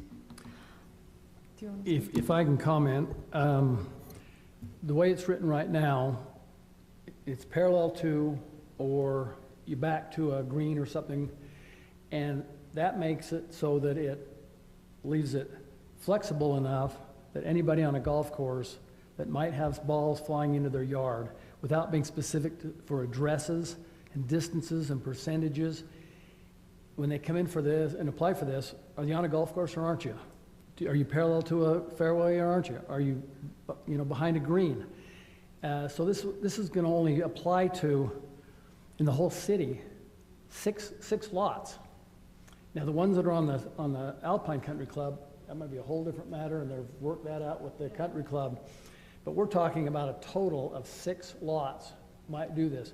I went and visited down from Mr. Everhard's 5 houses down. Going all the way to the 5th, they had balls in their yard, but by then they were losing their trajectory, and they were bouncing into their yard. So as you got closer and closer to the tee, the balls were coming faster and harder and in flight. But we're not talking about changing this for dozens of people or streets. We're talking a total of 5 or 6 homes, maybe total. Don't quote me on that number, but we're talking very few exceptions to this rule. The one that's already up needs this, right? Yes, and the one that is already up is 15 feet high. Just to not, There's a different one. Not to digress, but I've had people that called and complained about somebody putting a weather vane in their backyard that is 15 feet high because they think it's not attractive. When you do it with the black, or you do something in a neutral tone, it's going to blend in with the trees. Oh, yeah. You want it to be as invisible as possible for you and your neighbors. You're not going to go out and paint this fluorescent orange, you know, and the black blends in. We're just not talking about a lot of residences here. Okay, that's helpful. Okay, I have a motion. Oh, I'm sorry, any more discussion on that? That was great. Okay, do we have a motion? Yeah, I will. I move that the planning commission accept the findings and recommend approval of the section 3-612 of the developmental code. Do I have a second? I'll second. All right, do you want us to, you want to roll call that, or? Yes. I'll approve. Yes. And I'm a yes. What about Chris online? Oh, Chris? He hasn't heard anything we said. I know, I'm realizing that. I texted him a few minutes ago and said, "You're still on, right?" And he hasn't responded, so I wasn't sure if, But we have It's a quorum, 8:30. It doesn't matter, so. Okay. hey, we have a quorum. Okay. So how fast will this get approved? This goes to city council on the 4th, so just next Tuesday. So by the time he's finished, it'll be approved, right? Well, I don't want his kid to get hit by a golf ball between now and the 4th if we're approving it. Literally, though, I mean, my yard, it's not my picture there, my yard was like a mess, right? But now, I mean, everything's done. The only It thing. looks like it's pretty much up, isn't it? It's, well, yeah, all the Put up the poles are up. poles, yeah. And the contractor has all the material, and he's waiting to get paid for the rest of the job, and I just gotta give him the thumbs up to install it. Well, we can't approve that. I don't get it. But that's the guy that would not. They're recommending it. Okay, We highly recommend it. It's Okay. going to council, perfect. and it sounds like that he's already been to council. Yes, he has spoken with them. Okay. And they seemed on board. Yeah. Okay, thank you. Thank you, everybody. Thank you. Have a good Thank night. you, Maureen. You Thank too. you. Okay, another text amendment. Public hearing ordinance, text amendment. We have so many text amendments, Filling the don't we? fences, all right. I know, another fence one. Thank you, Commissioner Abbott and the rest of the planning commissioners. Define the fence differently. Or? On September 20th, we ran by the council. We've had a few fence permits come in with materials that are not permitted nor prohibited, and a couple we've had to just interpret based on if we thought it was modern and attractive looking or similar to our existing permitted materials. But we actually, at the city council meeting, we went through the materials that are reflected in the proposed amendment, and they gave their opinions. When we go through them, I'll share with you what the council's initial thoughts were. Their thoughts may change based on y'all's thoughts, but I might as well share what they said in their meeting. Okay. As far as background, like I said, existing code, we have 4 permitted materials for fences: vinyl, wood, wrought iron, and precast concrete. And our one outline prohibited material is chain link. Like I said, we've had applications for materials other than those 5. Currently, we have a stop work order on a gabion fence, kind of waiting on this determination. Oh, is that the rock? Yeah, it's like, it looks like a cage with rocks inside. Yeah. So as far as, you'll notice this proposed text amendment isn't necessarily staff saying, say yes to this one and say no to this one. It's just saying, we as staff recommend that you address this because it's become an issue with citizens applying for fence permits. These 4 materials, the gabion, hog and horse wire, steel cable, and just plain concrete, not necessarily precast, are ones that we've come across in the last little bit. If there are other materials that you've seen that you know are out there, please tell us and bring it up in this meeting, and hopefully we can address it now. This is an example. This is actually based on the conversation or communication we had with the city council and their meeting. And then another thing that we wanted the planning commission to consider was, do we want to include images or examples in the code for each of these materials? Especially on the horse, hog.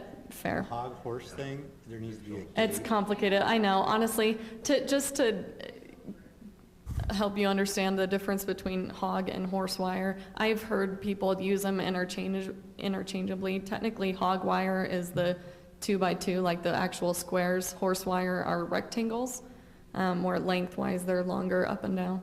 I have pictures of both in here. There's also different gauges though, and the lesser gauge it looks like farm stuff. Yes. The stuff I know that's being submitted is that thicker and it rusts, and it's actually nice. We use that. We sent out the appropriate public hearing notices. We didn't have anyone reach out as far as correspondence goes.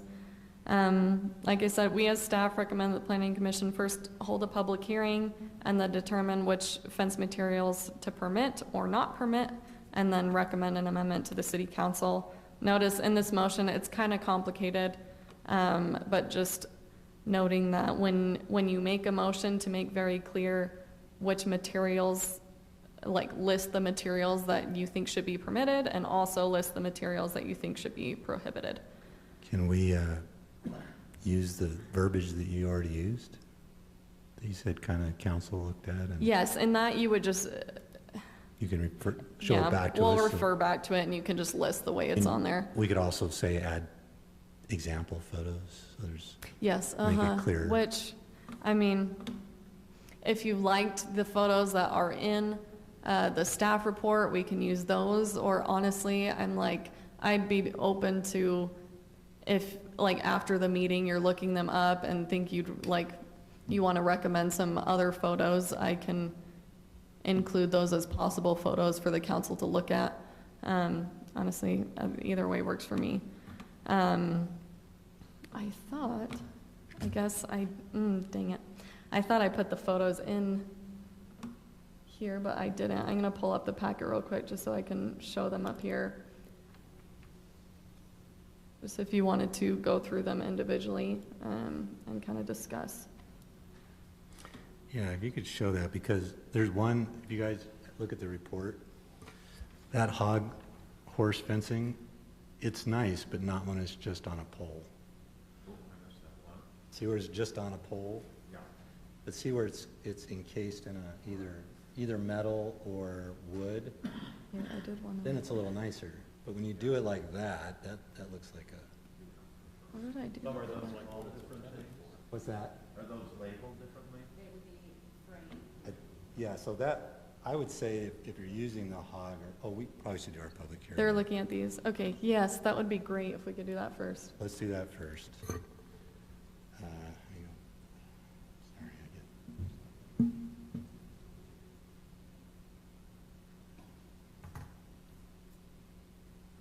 never know how to get back.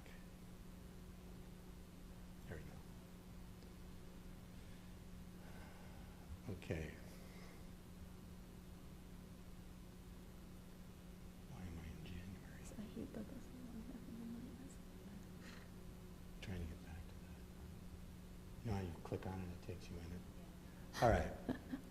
Item 6, we'll now open up for a public hearing for ordinance tax amendment on fence materials. Still a no, huh? Okay. We'll now close that public hearing and go ahead and open that for discussion with the commissioners. I have a thought. Okay. I realize we have, in traveling, like New Zealand and other places, we have a natural resource in Highland, and it is rock. I just separated half rock, half soil, in my yard. And I am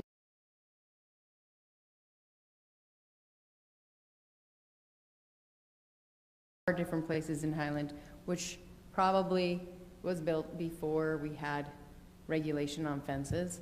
But if people wanted to build rock wall fences, that's not included on our list. Why is that? Well, that's why we're bringing it to you. I think Honestly, that I should be haven't seen, included. I haven't seen any come up as far, the reason why this came up was because of a code complaint. I think the rock walls you're seeing are retaining walls. No. Like I'm- people are actually. You've seen stacking these rocks. gabion But fences? no, I'm talking, they're Oh. masoned together, but they're rock walls.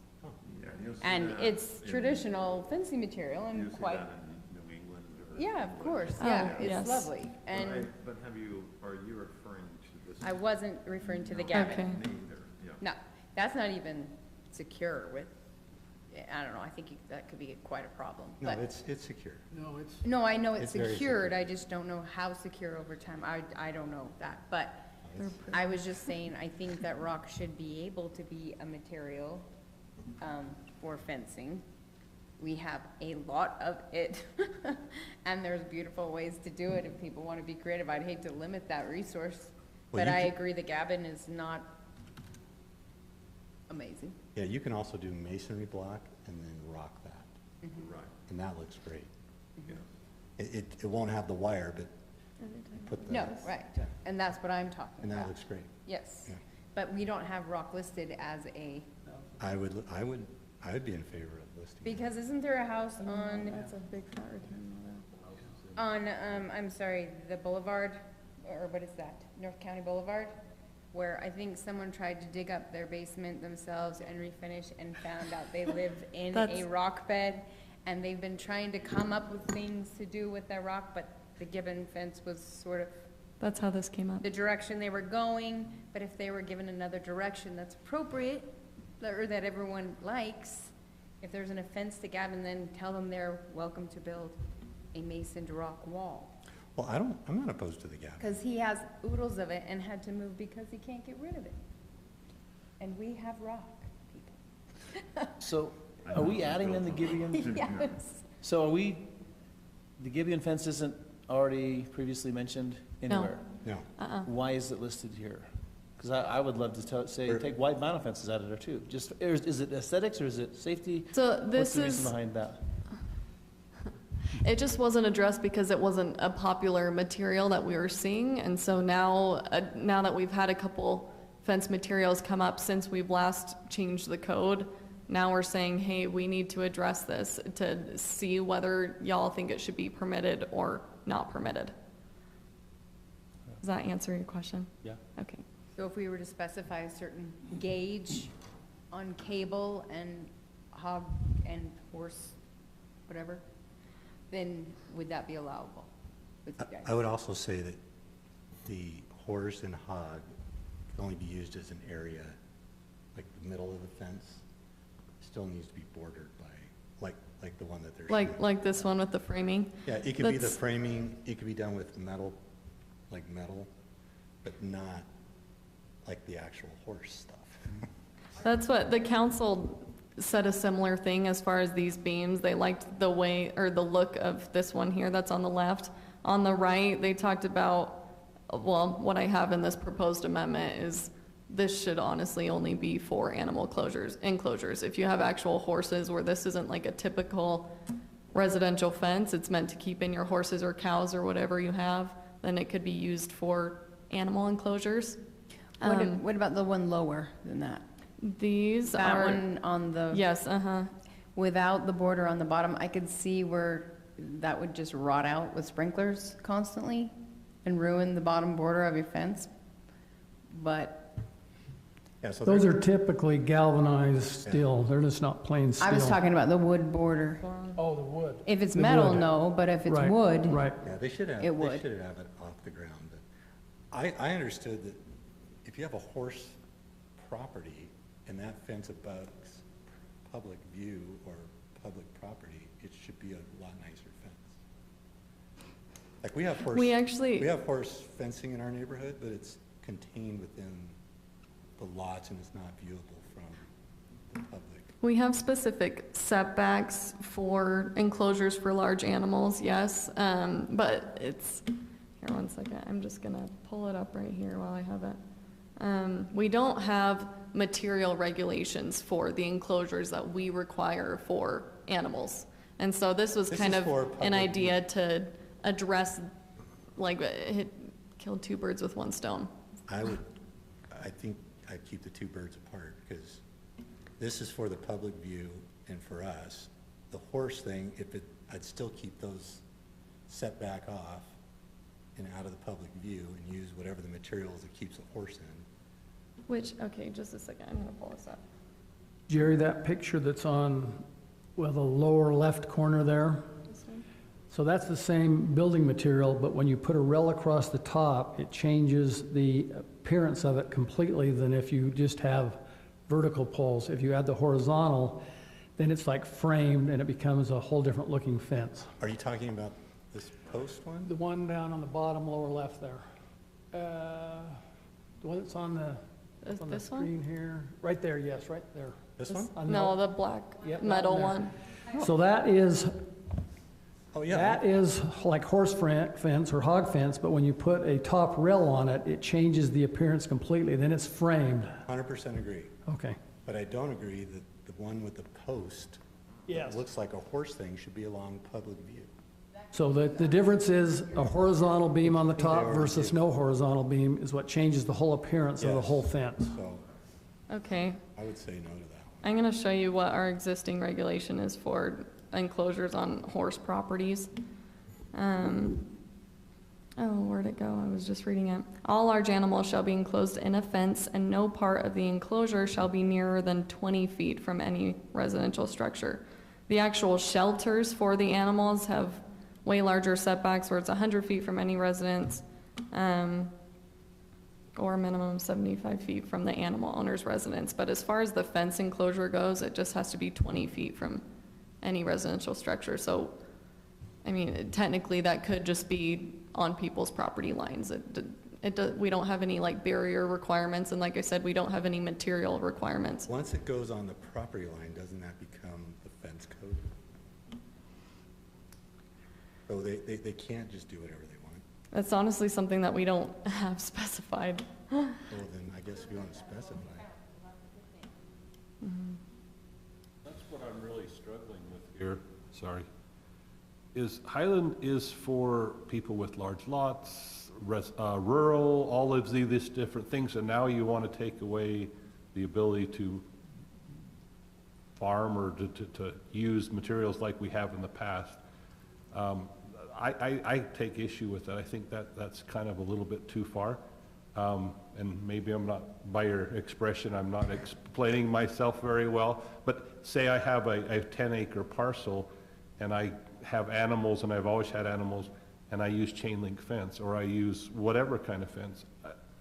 It's a farming community. Why, if you would expect something else, I think that exception is unreasonable. Now, if you're in a neighborhood or a subdivision, yeah, what we're talking about, that applies. We want something that looks good. We want something that fits in the neighborhood. But I just can't get around requiring that for some of our more larger lots or our animals like that. I think the intent of this proposed amendment was just to call out that the hog and horse wire without those beams is still permitted for enclosures, like meant for people with animal rights, which honestly, any lot that has at least 30,000 square feet can have 3 horses, and then 40,000, 4, 50,000, 5, and so on.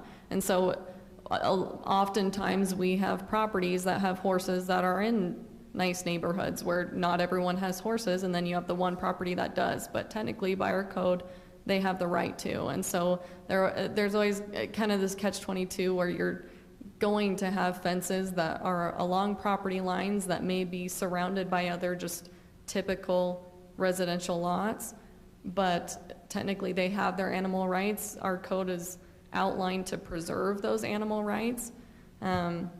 Honestly, we've never regulated as far as the horse wire, or if they just want to do a lot of them will do like nice vinyl split rails around their horse pastures, but it's not something that we've regulated or required. Like I said, the only thing that we have prohibited is chain link. And so if someone wanted to put chain link around their horse enclosure, we wouldn't let them.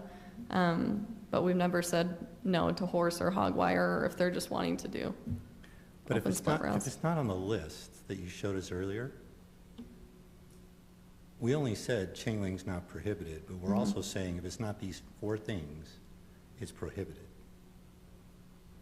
Could have just said, these are the only 4 fences you can do, and not said no chain link fence, because it's just not on the list. And I'm with, remind me your name, I'm sorry, it left me. Trent, Trent. I'm with Trent saying, there's gonna be more materials that come up, new styles. We can't limit creativity. I think, It's some creativity. I But meant, just be we more like- can't- But you can't list future materials either, right? I mean, by limiting now doesn't mean it can't be Right. changed at a future date. Like that. how would you address that and just be, like, as far as staff just interpreting what looks attractive, that's kind of, no. yeah. I guess I'm also struggling, so I didn't get that with what you read. Horse wire without beams are permitted. So I see how that now applies to allowing people with animals. I apologize for not seeing that, but Oh, that's okay. the not allowed with chain link fence, That's, but if it's plastic vinyl coated, it's allowed. that's a good point. I have a mile worth of black chain link fence behind my house that the city permitted around the reservoir, and I didn't realize that was against the rules. Are you talking about our city-owned fence? That's our black vinyl coated? We well- put that everywhere. It's just, Oh, I was just talking about the water district that just did around the new reservoir.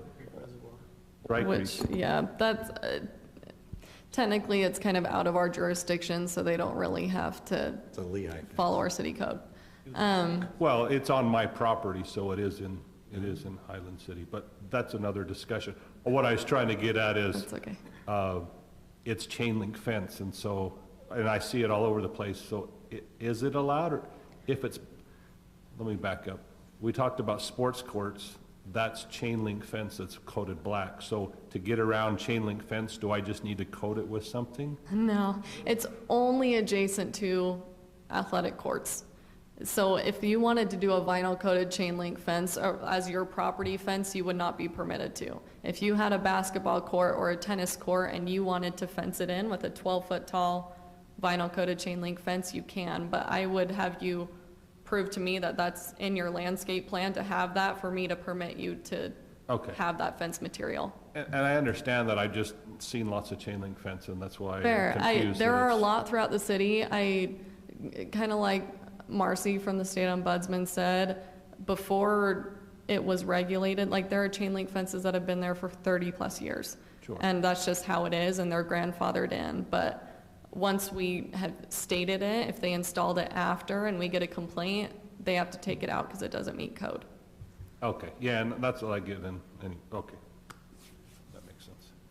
But back to what Marcy said, because we say no chain link and yes to these 5, are we silent on the Gabions?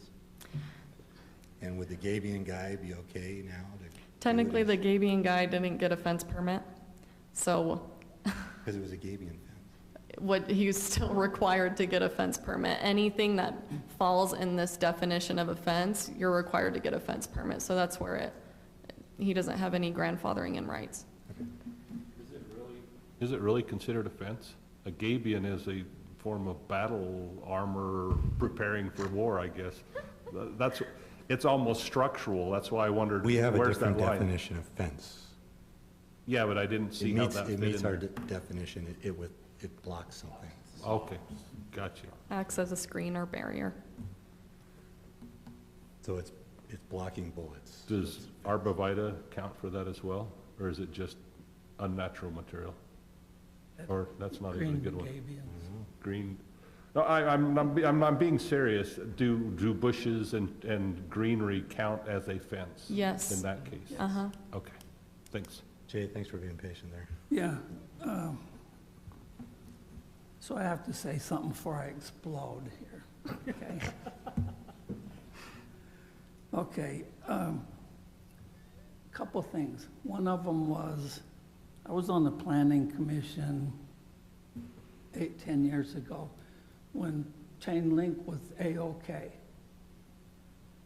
And we were asked by a person in the city to go around and take a look at all the fences everywhere, take pictures, whatever. And several of us, I believe, did. Now, I'm going to back that up by saying, as an architect, having designed ski resorts, golf courses, this, that, and the other, I've had to do visual studies in over 13 states. And so what may be aesthetically beautiful to Tracy, I might find totally appalling. So what we did was try to determine colors, what will subdue into the landscape the fastest. And that included painting things and wood, concrete, steel, everything. And we actually set up study areas so the public could come and view and give their opinions. And I was dumbfounded that even for big structures, galvanized steel subdued into the landscape faster and closer than any other structure, which include trees, wood, anything. And so as we talked with the public didn't want anything to do with the galvanized until they saw the alternatives side by side by side. Well, all of a sudden, it reprioritized that. So I brought into the meeting my sets of pictures. Mine happened to be the only one that came. And at that time, there was a big to-do about putting vinyl fence up everywhere. Well, even as late as, I'm going to say now, like 6 hours ago, I was out checking fences. And I'm going to say at least 85%, if not higher, of the vinyl fences looked exactly like that guy's back of his house after it's been pelted by 1 million golf balls. The difference is a 3-year-old kid hits it, and then it's too hard to get fixed. Yeah, and so like the vinyl has a chemical reaction which does not do well in the sun, so it starts Or the decomposing almost immediately. Yeah. And so I was surprised the following month to see vinyl as one of the preferred, I'm just going to say in my own mind, garbage solutions, and chain link removed as prohibited. Now, the second part of that, I think chain link ought to be there, and I wouldn't go as far as saying, okay, we're going to approve black chain link here, but gray chain link is not approved. I would have it as an approved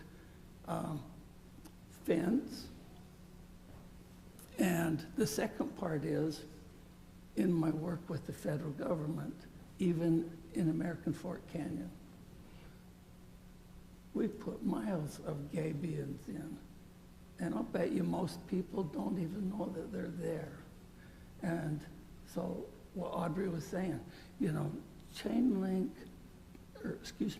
gabions done properly. And if I'm doing that at my place, it's going to be right or not at all. I would add chain link and gabions and leave everything just the way it is without massaging anything. Because I'm not gonna move to a city and put horse up between my neighbor and I. It's gonna be something nice. I will tell you the biggest pushback on chain link, and it's the same as the horse and everything else. Chain link's fine if you have a top rail and a bottom rail. But when you put the wire across the top and the wire across the bottom, that chain link starts to do this. And the second a kid crawls over it, it goes like this. And once it's bent, it's bent. And so if it's not just freestanding, because this is that horse wire, right? And it's like, yeah, if you approve it, but put the top rail and the bottom rail on it, it secures the shape of that fence, it makes it look better, and if that inner thing is chain link, but you can't, and I think chain link is kind of a bad PR name for them now, because everywhere you go, projects is chain link, and when they condemn a building, it's chain link, but there's no top thing, and so it gets all baggy. I mean, if somebody wanted to do chain link, they would have to secure the top with a rail and secure the bottom with a rail. I'll just say, if improperly installed, I would agree with you. Well, that's But installed per manufacturer's I'm specs. and one then it of the gets ones that destroyed. has a 35-year-old chain link, and the top and the bottom are perfect. Well, I guess it's just like the vinyl fence. It looks great when it goes in, the kids beat it up. But 35 years later, it still looks good.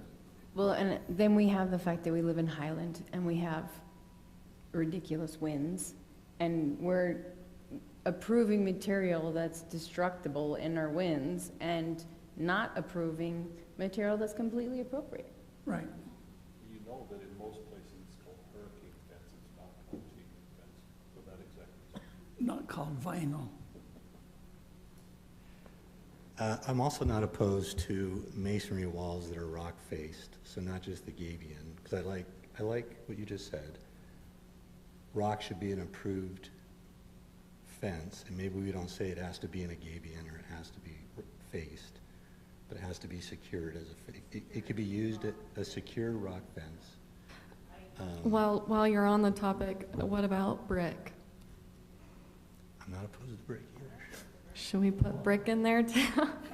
I'm just like, That's the problem, when you start laying all the options and it's, you don't stop it. I like the better, you can use anything you want as long as it's not this, but I don't know what that restriction would be. But something might come up that is hideous.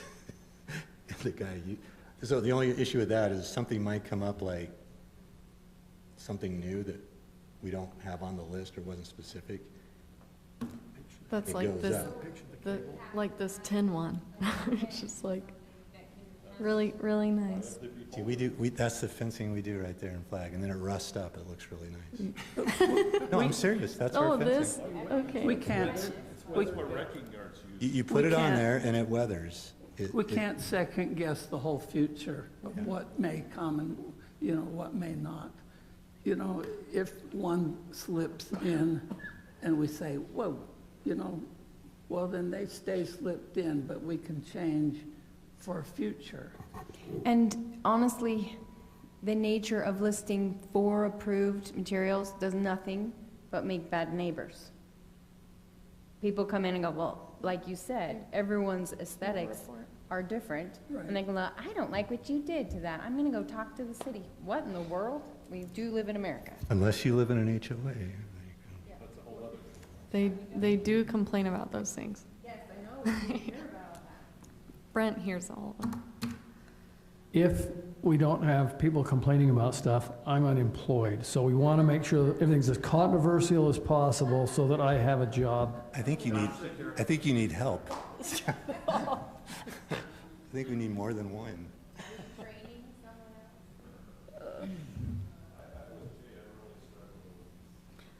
I'm sorry, Commissioner Thane, can you just speak in the mic when you're, sorry? Apologize. Okay. I just say I agree with Jay. I really have a hard time excluding those two things.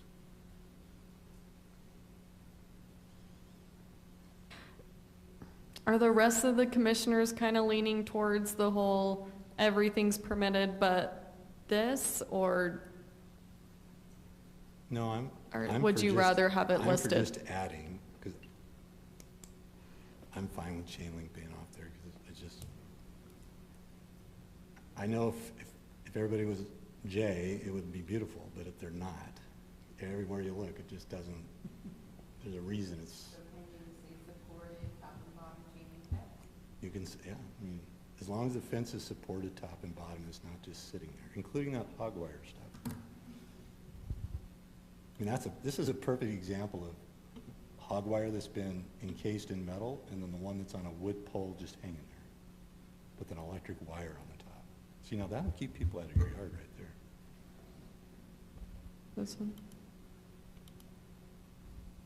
These are the black vinyl coated, by the way. I have no problem, that looks great. And that'll stay looking great, even when kids are crawling over it, except for the one that bends that bar.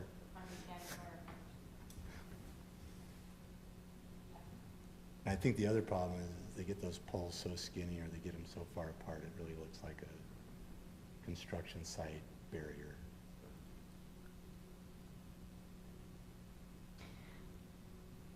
So the thought is to propose switching chain link to permitted under these conditions, and if not prohibited, or? Have you had a lot of people come in asking for chain link? I've had maybe 2 in 2 years. Yeah, I would leave it alone, for me. Like I said, if it's done right, like that black one that you showed.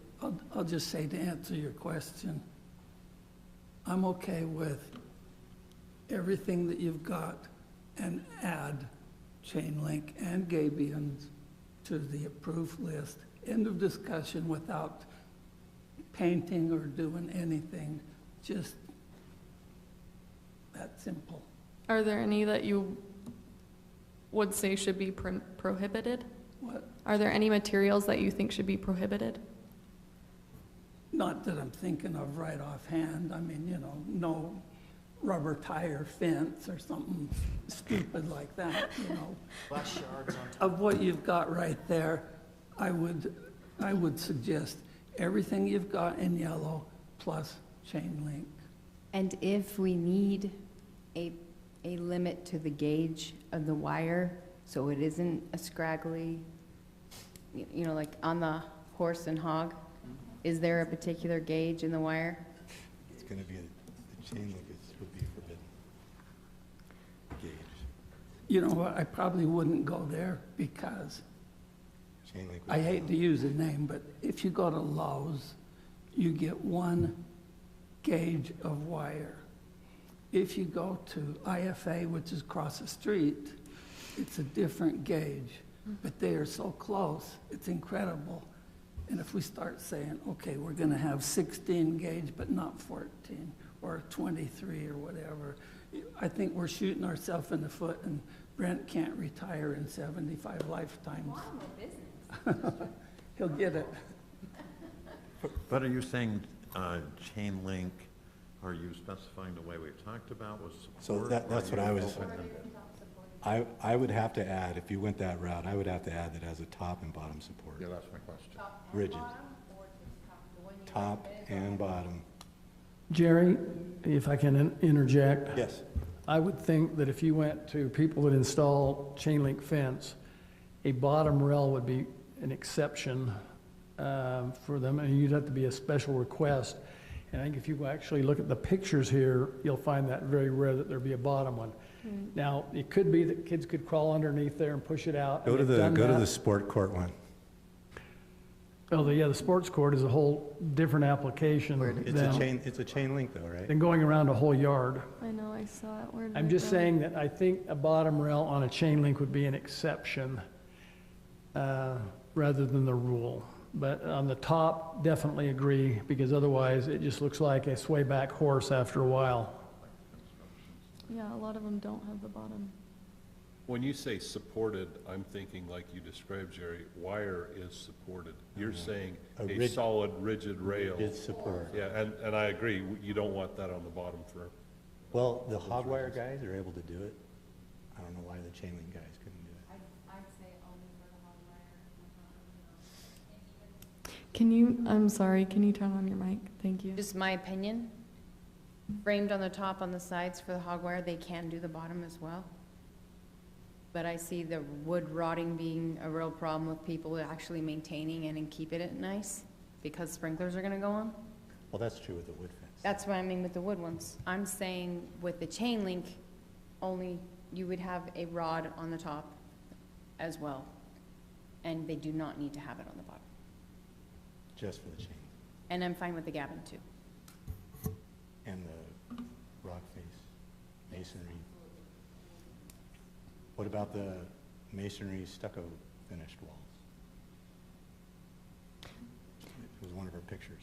But yeah, that was more of the I think the only plain problem, concrete that's not technically precast. so the only thing that I have seen in neighborhoods is if you stucco your wall and sprinklers are on it, you destroy your stuccoed wall. It's your problem, but. It is looks that okay terrible. If it's done But right. you know what, that's a good point. And it's the same with wood, so if you look at wood, there's a lot of fallen down wood where the sprinklers have been squirting on them, and it's like putting them in an aging machine, and they look terrible. So. Some people keep it up, and some people don't. Right. No matter what you do. Yeah, Right. they could all look bad. So when you reference precast versus not precast, it's not the precast you're talking about. You're looking for design, because the difference between cast and precast, nobody really knows what that really means. That was just meant, currently we have permitted precast concrete. And there was one that came recently that wanted just a plain concrete wall that's kind of more like this one on the right here. Go to Bull River and look at our monument sign. Yeah, but I'm just saying that's technically precast, so it would fall into it. That's why I'm They not- want one It with a just, pattern. yeah, I think we interpreted the Differentiation. precast concrete as having the design. Yeah, Yeah, and so that's- now it's saying concrete fences without a design. What about that plastic look-alike precast? Have you seen that? When you drive to Costco, I thought, wow, look at all this concrete. That developer Oh. spent a lot of money, and then somebody dropped a pole, and it was just a plastic. It's like a plastic, yeah. It was a plastic shell. It wasn't even concrete. And that won't hold up in Highland. I So think do you we've want to make lost a our list of way. what holds up and what doesn't? Lost our way. There is a difference. If I can just ask if there's any questions for me, if you could please ask them, I need to go. So anybody that, of all the wonderful fences I've seen, and by the way, the gabion is a very expensive fence. It's super labor intensive. It requires a welder. It requires somebody throwing a lot of rocks over the fence, so to speak. And so that is you're not going to see a lot of those. It's going to be, that's a super expensive fence. Thank you. Yeah, they don't just fill those up. They have to like place the rocks as they fill it up. Otherwise, it won't look like this. Those were all placed to fit like masonry as they're filling. Yeah, it's basically getting rid of the mortar. I propose that we have it just like it was, and add chain link and gabion. So what's your answer? Hmm? What's your feeling on the concrete? Or the cast? You know what? Kind of what Jerry says, if it's done right and maintained, it's gonna look good. You know, I like precast because I think it's significantly stronger, but I don't have a problem with that either. I just think fences will always at least look decent if the top is supported with something rigid. And whenever you drive around, you see something bad. Well, fences, it's because one went like this, but it's always because it dipped down or crushed the top. But if it's straight, even if the bottom kind of does something, it's okay. How do you feel about this steel cable one that doesn't have a support along the top? I think it looks nice. It looks nice, okay. Looks nice. Definitely nicer than vinyl with 75,000 cracks and holes in it. I think it looks like the interior finish work was done the banister. They had extra material and they decided to put it outside in the yard. I'm not even sure what that's there for. Seems like you just spoke the wire. I don't like that gabion that looks like a castle. This one? The one on the left, where the columns go up above the top. Now that I know it's really expensive, it's okay. Oh, it looks nicer now. Except you should have just taken it up to match the top. Honestly, I think it's a great sample. Yeah. That's true. Yeah. I guess that's where they'll lay their rifles along the edge. We have learned that Jay doesn't love vinyl fences. Have we caught that tonight?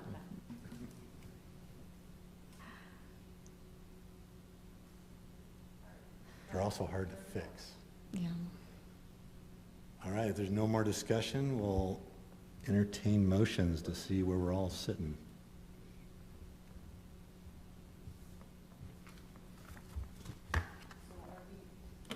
Are we agreed that we're adding chain link with a top support and a gabion fence?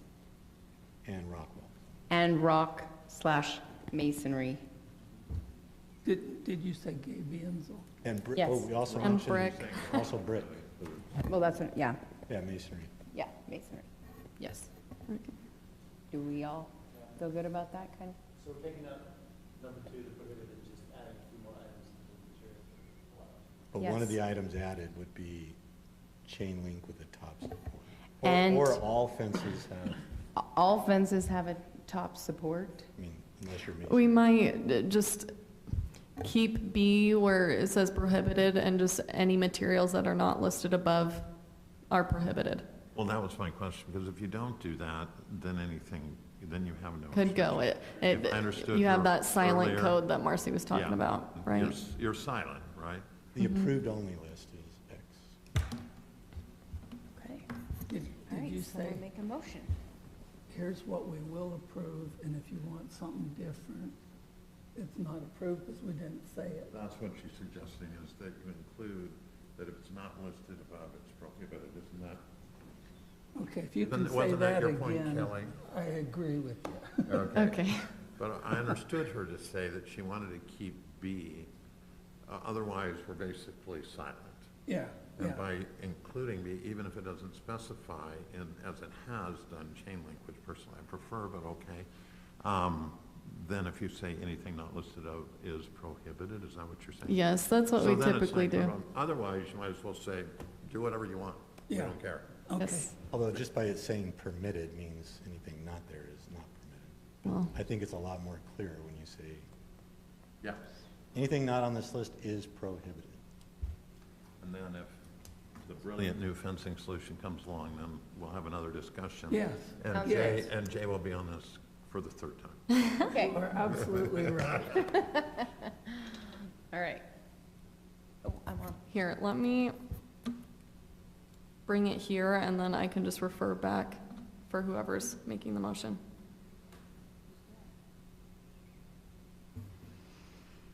Well, I will. I move that the planning commission recommend the following materials to be permitted for fences in section 3-612 of the developmental code. And include everything under A plus chain link and gabion with the top support. And prohibited is anything not in the permitted portion. Did you get the stone wall stuff in? And allow for stone walls. Stone and Oh, masonry. okay, yeah, permitted including stone, And masonry. masonry, yes, yes. Stone masonry. Okay. Heather, did you get most of that? Okay. Clear. The only clarification I think everyone was agreeing on is that it has to have a top rail on all materials. It doesn't necessarily apply on all materials, so we need to differentiate. Like the top support for chain link fences, or if you had another, Support B, not wire, right? Because we were talking about not having oh, yeah. wire over the Yeah, chain. Those gabion fences aren't gonna have top beams. No, And with the steel cable either. You could just say a rigid top. Or the top, or as recommended by the manufacturer, Yeah, but chain link recommends just a wire. because they don't want to get sued, so they're going to want you to get, with something that's going to last. I just would say the top rail needs to be a rigid material and let them figure it out. If you want it, Good It's with gonna that? end up being no, it's not. me The trying to chain figure it link- out. No, the chain link guy, it just has to be rigid. So what do you recommend if you're dealing with it? How else would you say that? The top rail must be rigid. Top rail must be, Or- I would refer to it more as a pole, otherwise they could interpret it as a wire, and so just saying that the What if they top wanna- support, well, what if they want a square thing? The horse stuff is all square metal. It's not rounded. be at least 2 inches or some arbitrary measurement that's wider than a wire is a possibility. They're framed in with pole or wood. Yeah, I think that's gonna start really restricting. I was kind of speaking specifically toward the top support on chain link. Some of the other materials, I think it's implied, and you don't typically see some of these materials without No, a support on the top. You showed us the horse wire without it. Which that one is already in the existing or proposed amendment as far as the specific supports on the outside of the Hog and Horse Wire, and combining the words, for residential, and then those that don't have, like, they're not, oh my heavens, English, and it's nighttime. Okay, those that don't have the beams are permitted for the enclosures, and so, yeah, it's already addressed for those two. Uh-huh. All we need to approve for the chain link. I'm sorry, can you turn on the mic again? I apologize. I'm sorry. So the only one we need to specify is chain link has a top pole support. A vertical, horizontal top pole support along the fence. What about the horse hog wire? She said that's already covered in there. It's already in there. So I can I'm pull it up okay again. with that. Okay, so we'll add that just the chain link has a top pole support, horizontal top pole support. That's fine. So you know that nothing goes through without a support on the top. Yes, Okay, that's clear for you then? yes, Okay. it is. Do I have a So is second? that Jay's motion? I I second. don't think that changes much. Heather, are Heather, we you okay with good that? with that? Do you want to maybe read it back? Yeah, we can, I'd like to see the final written copy before I say yes.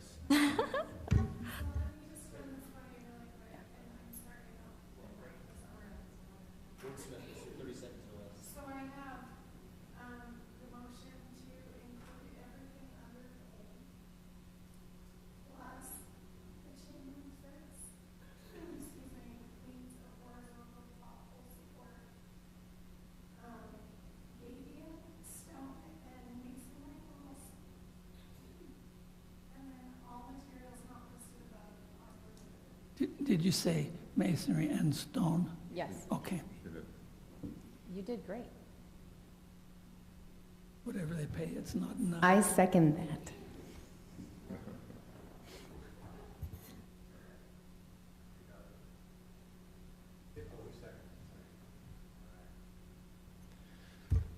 Let's start with a vote. Yes. Yes. And I'm a yes. Okay. Oh, where?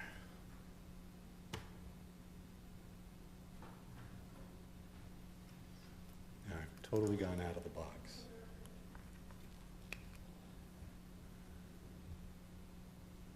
I'm just gonna go back to your email.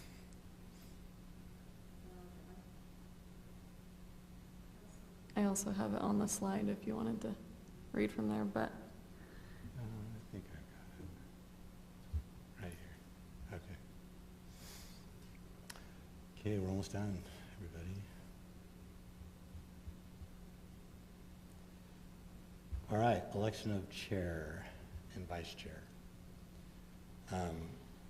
We can kind of decide how we do this, right? Yes. Okay. Yes.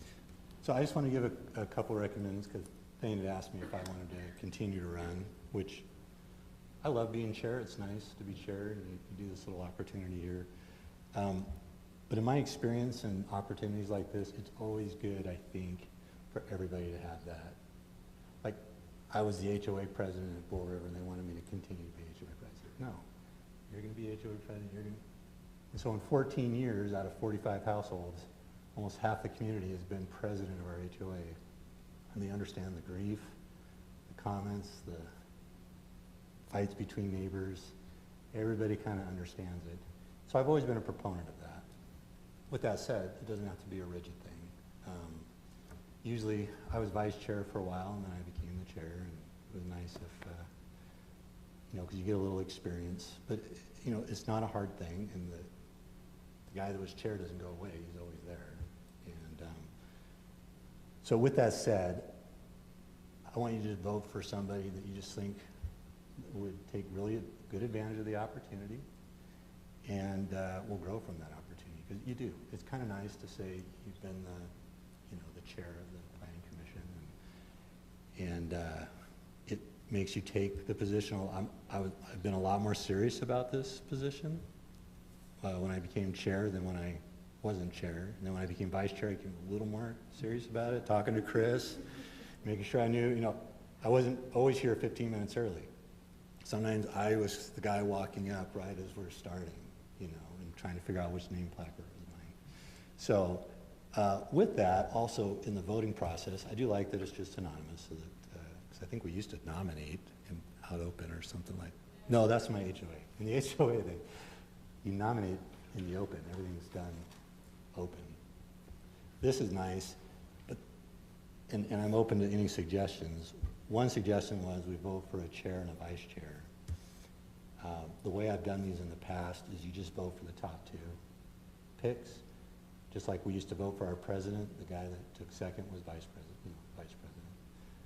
Because sometimes you don't always get maybe the group's best two candidates that they wanted. And it's not really the best two. It'd be nice if it kept rotating, and I'm not saying it has to, but it's nice if everybody gets a chance. We had a chairman that was here for 8 or 10 years, and we could have had everybody, and he was great. I mean, there's a reason he was chair that long. But a chairman's vote is the same as anybody else's vote. It's not like it changes what happens or what your ability to move through. So, with that said, yeah, I'm happy to still be chair, but I think it's also a good thing for other people to do that. And maybe 2 or 3 years down the road, I'm chair again or something like that. But I just know that there are people on the board that I think would do really good to be the vice chair and chair and start to do that. So, anyway. So with that, what do you guys think? How do you want to vote? Do you just want to put down the top 2 names, or do you want to actually vote? Like just vote 2 names in the top 2, or Okay. chair and vice chair. How about you, Thane? I would just say put one name down on the top, just what you said, the top one. Oh, you want to just do the one? Okay. I mean, the difference between 1 and 2 names, just more math to figure out, so. Okay. I'm fine with that. I'm fine with that too. Are you okay with that, if we just do the one name? Yeah? Okay. Okay. But I guess the only question I would have. The only question I would have is, some people might feel they have, I mean, if I'm just randomly putting down names here, is everybody willing? Is that implied here? That's a Just good so you know, I question. was voted chair and I wasn't here. Well, That's true. Yeah, that's a famous way to become the chair, is not to show up. That's why I came tonight, so. If you're elected chair, you don't have to be chair. Okay. So let's. So nobody's campaigning, is what you're saying? So is there anyone that does not want to be chair? I would rather not be chair, so, this stage just starting out, no. I'm fine not being chair. Keep in mind too, we have Commissioner Howden and Commissioner Jones, like Claude Jones, that are also commissioners that could be eligible for either of the positions. Unfortunately, we don't have them here nominating or voting, but just keeping that in mind. Chris already left. You know what? It may have dropped the call and he probably just gave up. That's probably what happened. Okay.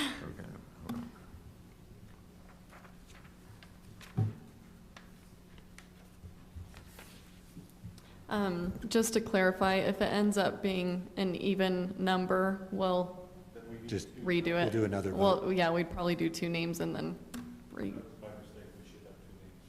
oh, So shall we put two names right now and compare that? whatever y'all want to do. Let's do two names. Let's do two Because names. it's high, I'd like to see Indian leg wrestle. Oh my goodness. I think Audrey would win that hands down. Do you want to, maybe we can pass them to Heather and Heather count. Is that okay? Do that.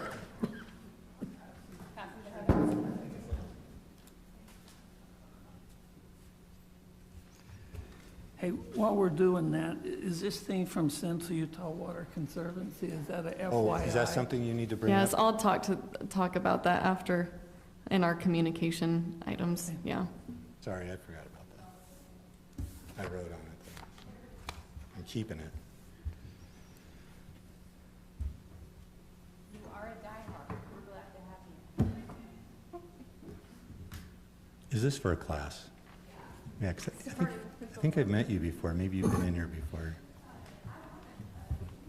In light of questionable and doubts with election processes going on, I'd like to know the plan in place to verify the ballots. Yeah, how do we know that Heather is not really over there? That's why I gave it to Heather and not me. Heather's over We there. have an Which one appeals of these process. people?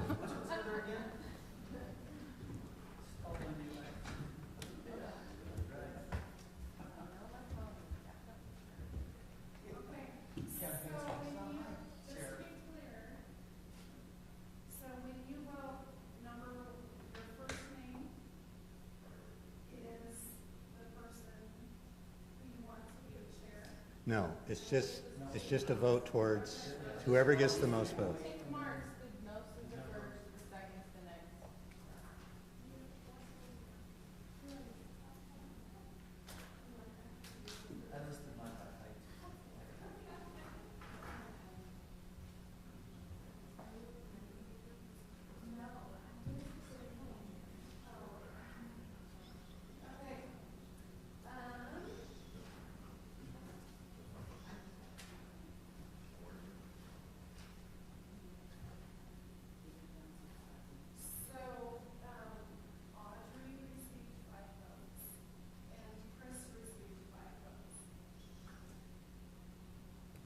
So now we'd probably just go through and everyone vote for those two names and then see if we can come up with a majority for one. So you vote for one of those for chair and the other one will be vice chair.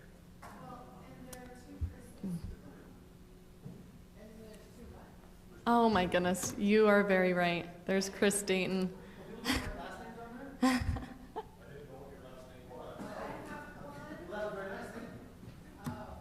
Oh, we need to clarify those.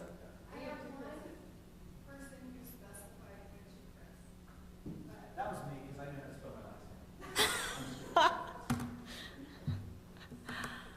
name. Oh, So, heavens. Should we? more paper. Let's.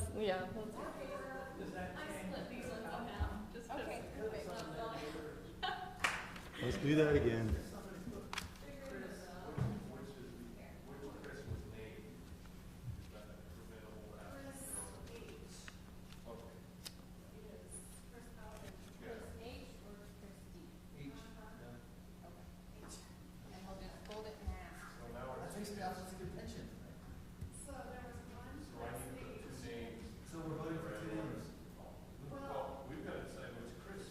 Well, yeah, just do your original. No, we're doing the vote all over again. Yeah. And if Audrey gets 4 votes this time, It's gonna be a scandal. Oh, man.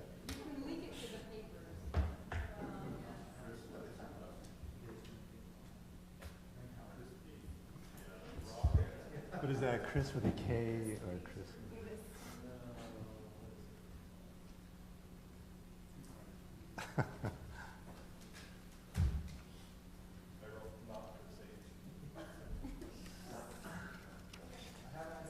Just a minute, I got a text from Chris Howden, real quick. Hi Audrey, can you ask Kelly how I dial in, please? I'm on YouTube so I can hear, but I don't think What time was that at, though? Sorry, no, that's okay. It's okay. It was 7:30-ish. Oh. Yeah. He's done. It was a long time ago, sorry. I didn't tell him, sorry. I was paying attention. Well, you weren't looking at your text while you were in the meeting. See, he didn't text me, Chris. He didn't text me, no. I think he had. Because he knows I don't look at my, well, maybe he did, maybe, wait a second. He did, probably. I feel bad. Okay.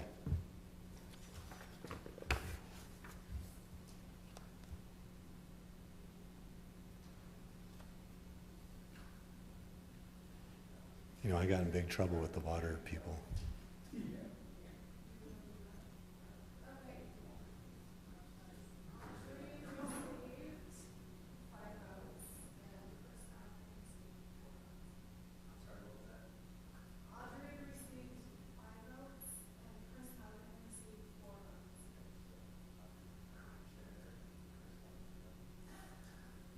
Can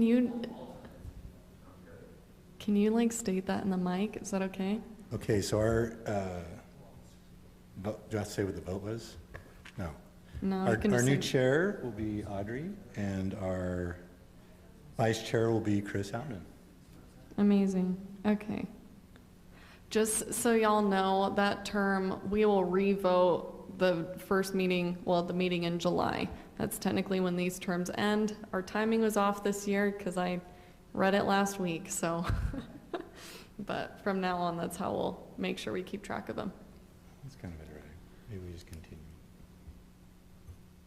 Okay. Okay. I know. We'll have to text them. Oh, but now you need a one that you can just not have to reprint these all the time. Fair. Like a flag right there. The chair. I didn't even get to use the gavel once. You could have been using them for public hearings, though. There was a couple of people I could have used it on. All right. Okay. Okay, future meeting, our next meeting will be October 25th. Mhm. I will not be here. I don't get back till the middle of November. Okay. Okay. And Is there we have- anyone right now that also knows that they're not going to be at the October 25th meeting? Yes.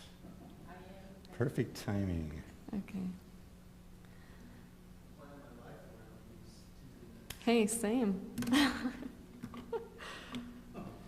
Now, Audrey, one thing I never got around to, but I kept trying, was bringing refreshments, drinks, cookies, but I just kept getting sidetracked. Just passing it on. He passed it to me, I'm passing it to you. Okay. Okay, now we're going to talk about water. Thank you. Okay, it's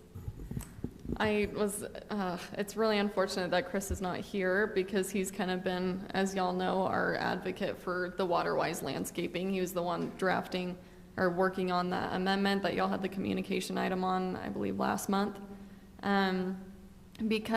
Central Utah Water Conservancy District ended up sending us this letter. This is the little packet that y'all have in front of you. Noticing all municipalities that starting January 1 of 2023, that their grants that they offer, Flip Your Strip, Local Scapes, if y'all heard of them, kind of offers a rebate for when residents take out their existing landscaping and replace it with xeriscaping. And so they can apply for money back, essentially, from Central Utah Water. And then they also offer leadership grants for commercial properties and city properties. We actually just received one for Mountain Ridge Park today, so that was kind of fun. Sorry, yes, go ahead. Mike. On this thing, it says Oh. started 2021, not 2023. Oh, starting 2021 is when they started offering Flip Your Strip and Local Scapes, but they're saying starting January 1, 2023, municipalities, residents within certain municipalities that don't adopt these specific standards, aren't eligible to receive these grants or rebates. We brought this, or I brought this to the council, one of the council meetings last month, and after discussion and looking into the specifics of what Central Utah Water was requiring, they discussed their perspectives or opinions on it taking away specific property rights that they did not want to take away, and so they decided to table it and not move forward with it. They requested that I reach out to Central Utah Water and kind of talk about if there have been other municipalities that have kind of fought back on it as far as how much leniency we have with these regulations. When I met with them a couple months ago, they explained that there was a level of leniency, but overall it's kind of just specific wording that we can change. But if we're really trying to change it, they're not going to offer these grants. Just to kind of go through what requirements they're requesting municipalities require as far as landscaping. These are for residential properties. It's specific to kind of front and side yards because those are the only ones by law that we can regulate. We can't regulate people's backyards. But it's requiring that they use drip irrigation or bubblers everywhere that doesn't have lawn.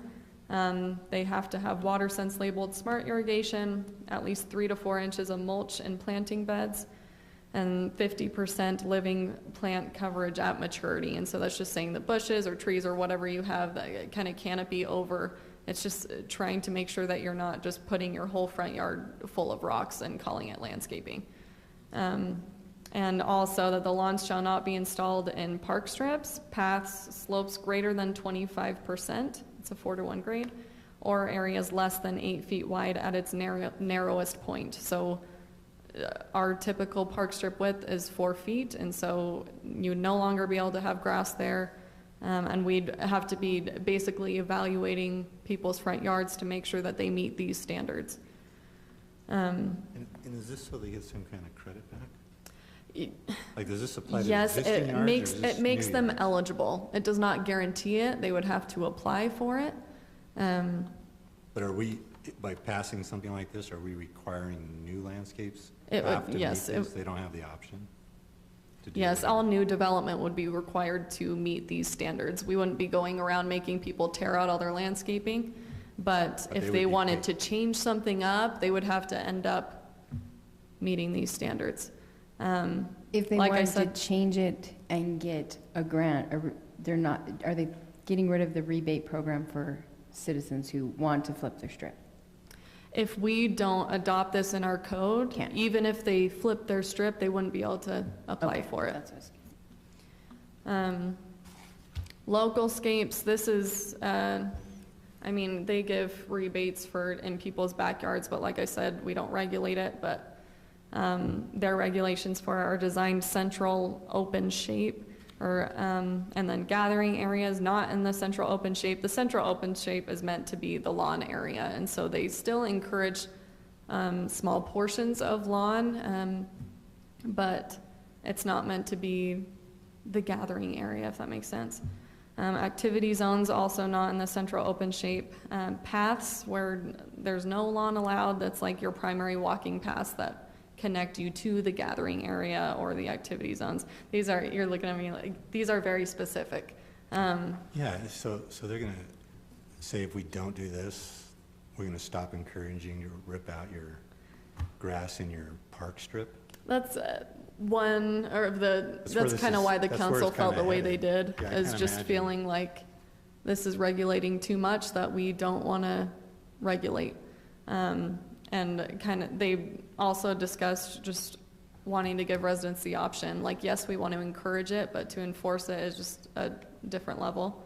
And removing the incentive, they're not gonna tear up their park strips.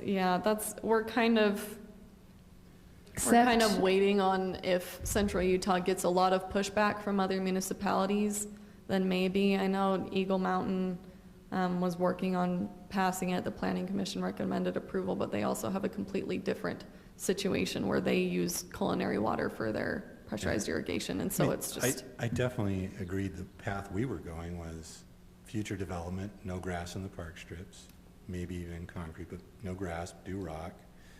And then our big bike path detail that we had in our plan, which Yes, we're the not parkway detail. Yeah, the parkway detail, we were gonna include hardscapes to break it up. And then didn't we talk about sidewalks not having a park strip, but extending straight to the road, but extending the sidewalk so there is no park strip area? There's just, I think you had a slide up there a minute ago where it is just sidewalk to the road. You eliminate that park strip so you're not washing water down the gutter, down the street. But if the park strip is rock, it's better because, I just meant for future. no, that's what I mean, for Okay. future. If you do the park strip and put rock, if you slide it this way, it's more grass on the grass side. If you slide it this way and require rock on this side, and it gives you the buffer from traffic. I still think it's good to have that separation. It just didn't need to be grass, and it didn't need to be watered. Or if That's it was what this watered, it was requires, is stripped. just no lawn there. They still, as far as the flip your strip, they require you to still have shrubs or flowers, or like I said, that 50% plant coverage, because they're not trying to encourage just Yeah, rock. just a drip system. You need drip. We, Right. we allow it currently in our code. If people want to take out the grass from their park strip and replace it with rock, we let them. That's what we have along 6,000. So kind of as the incentive, we talked about the problem with all the regulations. If we hit it from an approach in the utility letter or whatever that we sent out to citizens, with the pressurized irrigation systems coming in that are going to be metered, we encourage you to perhaps flip your strip, blah, blah, blah. Then we have that idea out there and they know that they're paying less for doing it. Which, yeah, that's the point, is yes, we want to encourage it, but technically, we wouldn't be able to push towards getting a rebate for the flip your strip anymore. Encourage people saying, you get a rebate, but now they're saying, Right, I get Unless that. you Could just be an really encouragement, as in your PI bill is a little less, because we're metering. That's actually the intent of metering, is less water usage. and to know who the big offenders are. Say that again, sorry. And to know who, because there are some. Oh, the big users. Yeah. Yeah. Anyways, it kind of seems like, not everyone's expressed opinions, but it kind of seems like y'all are feeling a similar way as the council was. I hope Chris is listening, or I'll make Chris listen to this recording so he can give me his input, because I know he was the one really pushing for this. We I have bigger agree with lot it. sizes, so to determine what people do in their yards is a little harder than if everybody's in a little subdivision. Right. So we can't restrict everybody in that regard. Yeah, and I think it's easier to go after the low-lying fruit, like the park strip and the future city, you know, that kind of thing, but to really reach in like that, I don't know that that's gonna. Which it may be, I mean, for Chris not being here, do y'all still support going forward with a water-wise type ordinance where it specifies Yeah. fewer I do. things? Yes, I just don't But think this it fits. feels a Right. little much to me. Okay, I agree with moving forward with making it tighter, because right now it's grass everything. right. But this just, I think, the little bit that I read through here, it just seemed really, It's intense, yeah. it's pretty. Okay, well, I'll reach out to Chris and we'll keep working on an amendment that obviously isn't this strict, but is still trying to Yeah, basically we'll just accomplish lose the less water usage. incentive. We're basically just gonna lose the incentive. by We're doing gonna it. lose the incentive But for them. I honestly think if we say no to, they're still gonna say, we want the park strips gone at least. I think they'll still do something. Right. Like, They I may like- change it if they get a lot of I like pushback. your approach. Let's see what the other municipalities do. I think they're all gonna cringe up the same, and they'll loosen this up a little bit. But I totally commend Chris on his efforts with this and researching and finding what other communities are doing and whatnot, because we have to do something. So I say we don't put it on the shelf as far as our coming up with some plans for Highland City. Okay, Yeah, the stuff I've just kind of talked with Chris about, Mm-hmm. I'm all for moving forward with that. This just is way beyond. Okay, that's the thing, we were gonna have Chris come and present to city council to discuss his, but then we got this letter, and so we were like, you know what, we're gonna put this on pause, see if this could be a possibility, and it could cover a lot of that, but as we got further into the review, it just, I would yeah. have Chris go talk to the council. okay, great. So by way of question, okay, I already have like maybe 35% of my property in xeriscape. So I agree with what Chris and I were talking about in the meeting a couple months ago, but I'm just asking a supposed question.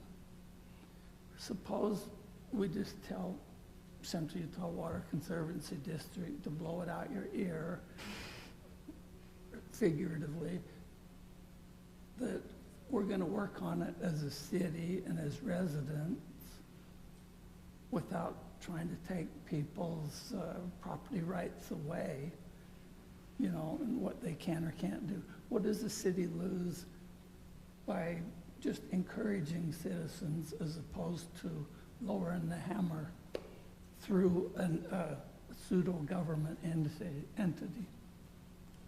Right. We're also a city that's mostly built out, so we really need to appeal to the existing population to do something. Right, This 'cause leans- we're this already leans having toward- issues and we're not built This out. leans Yeah, towards the last few remaining parcels we have. And so I think they would get more motivating the existing population, because we're not like other cities where they still have a bunch to go. We're kind of done. We really need the existing population. They'll get more bang out of their buck. And the mayor was mentioning the cost for a bunch of the ones up on the bench due to the incline and remoteness, whatever we can come up with to help eliminate, just help eliminate some of the extra grass and different things like that that's going up there. right.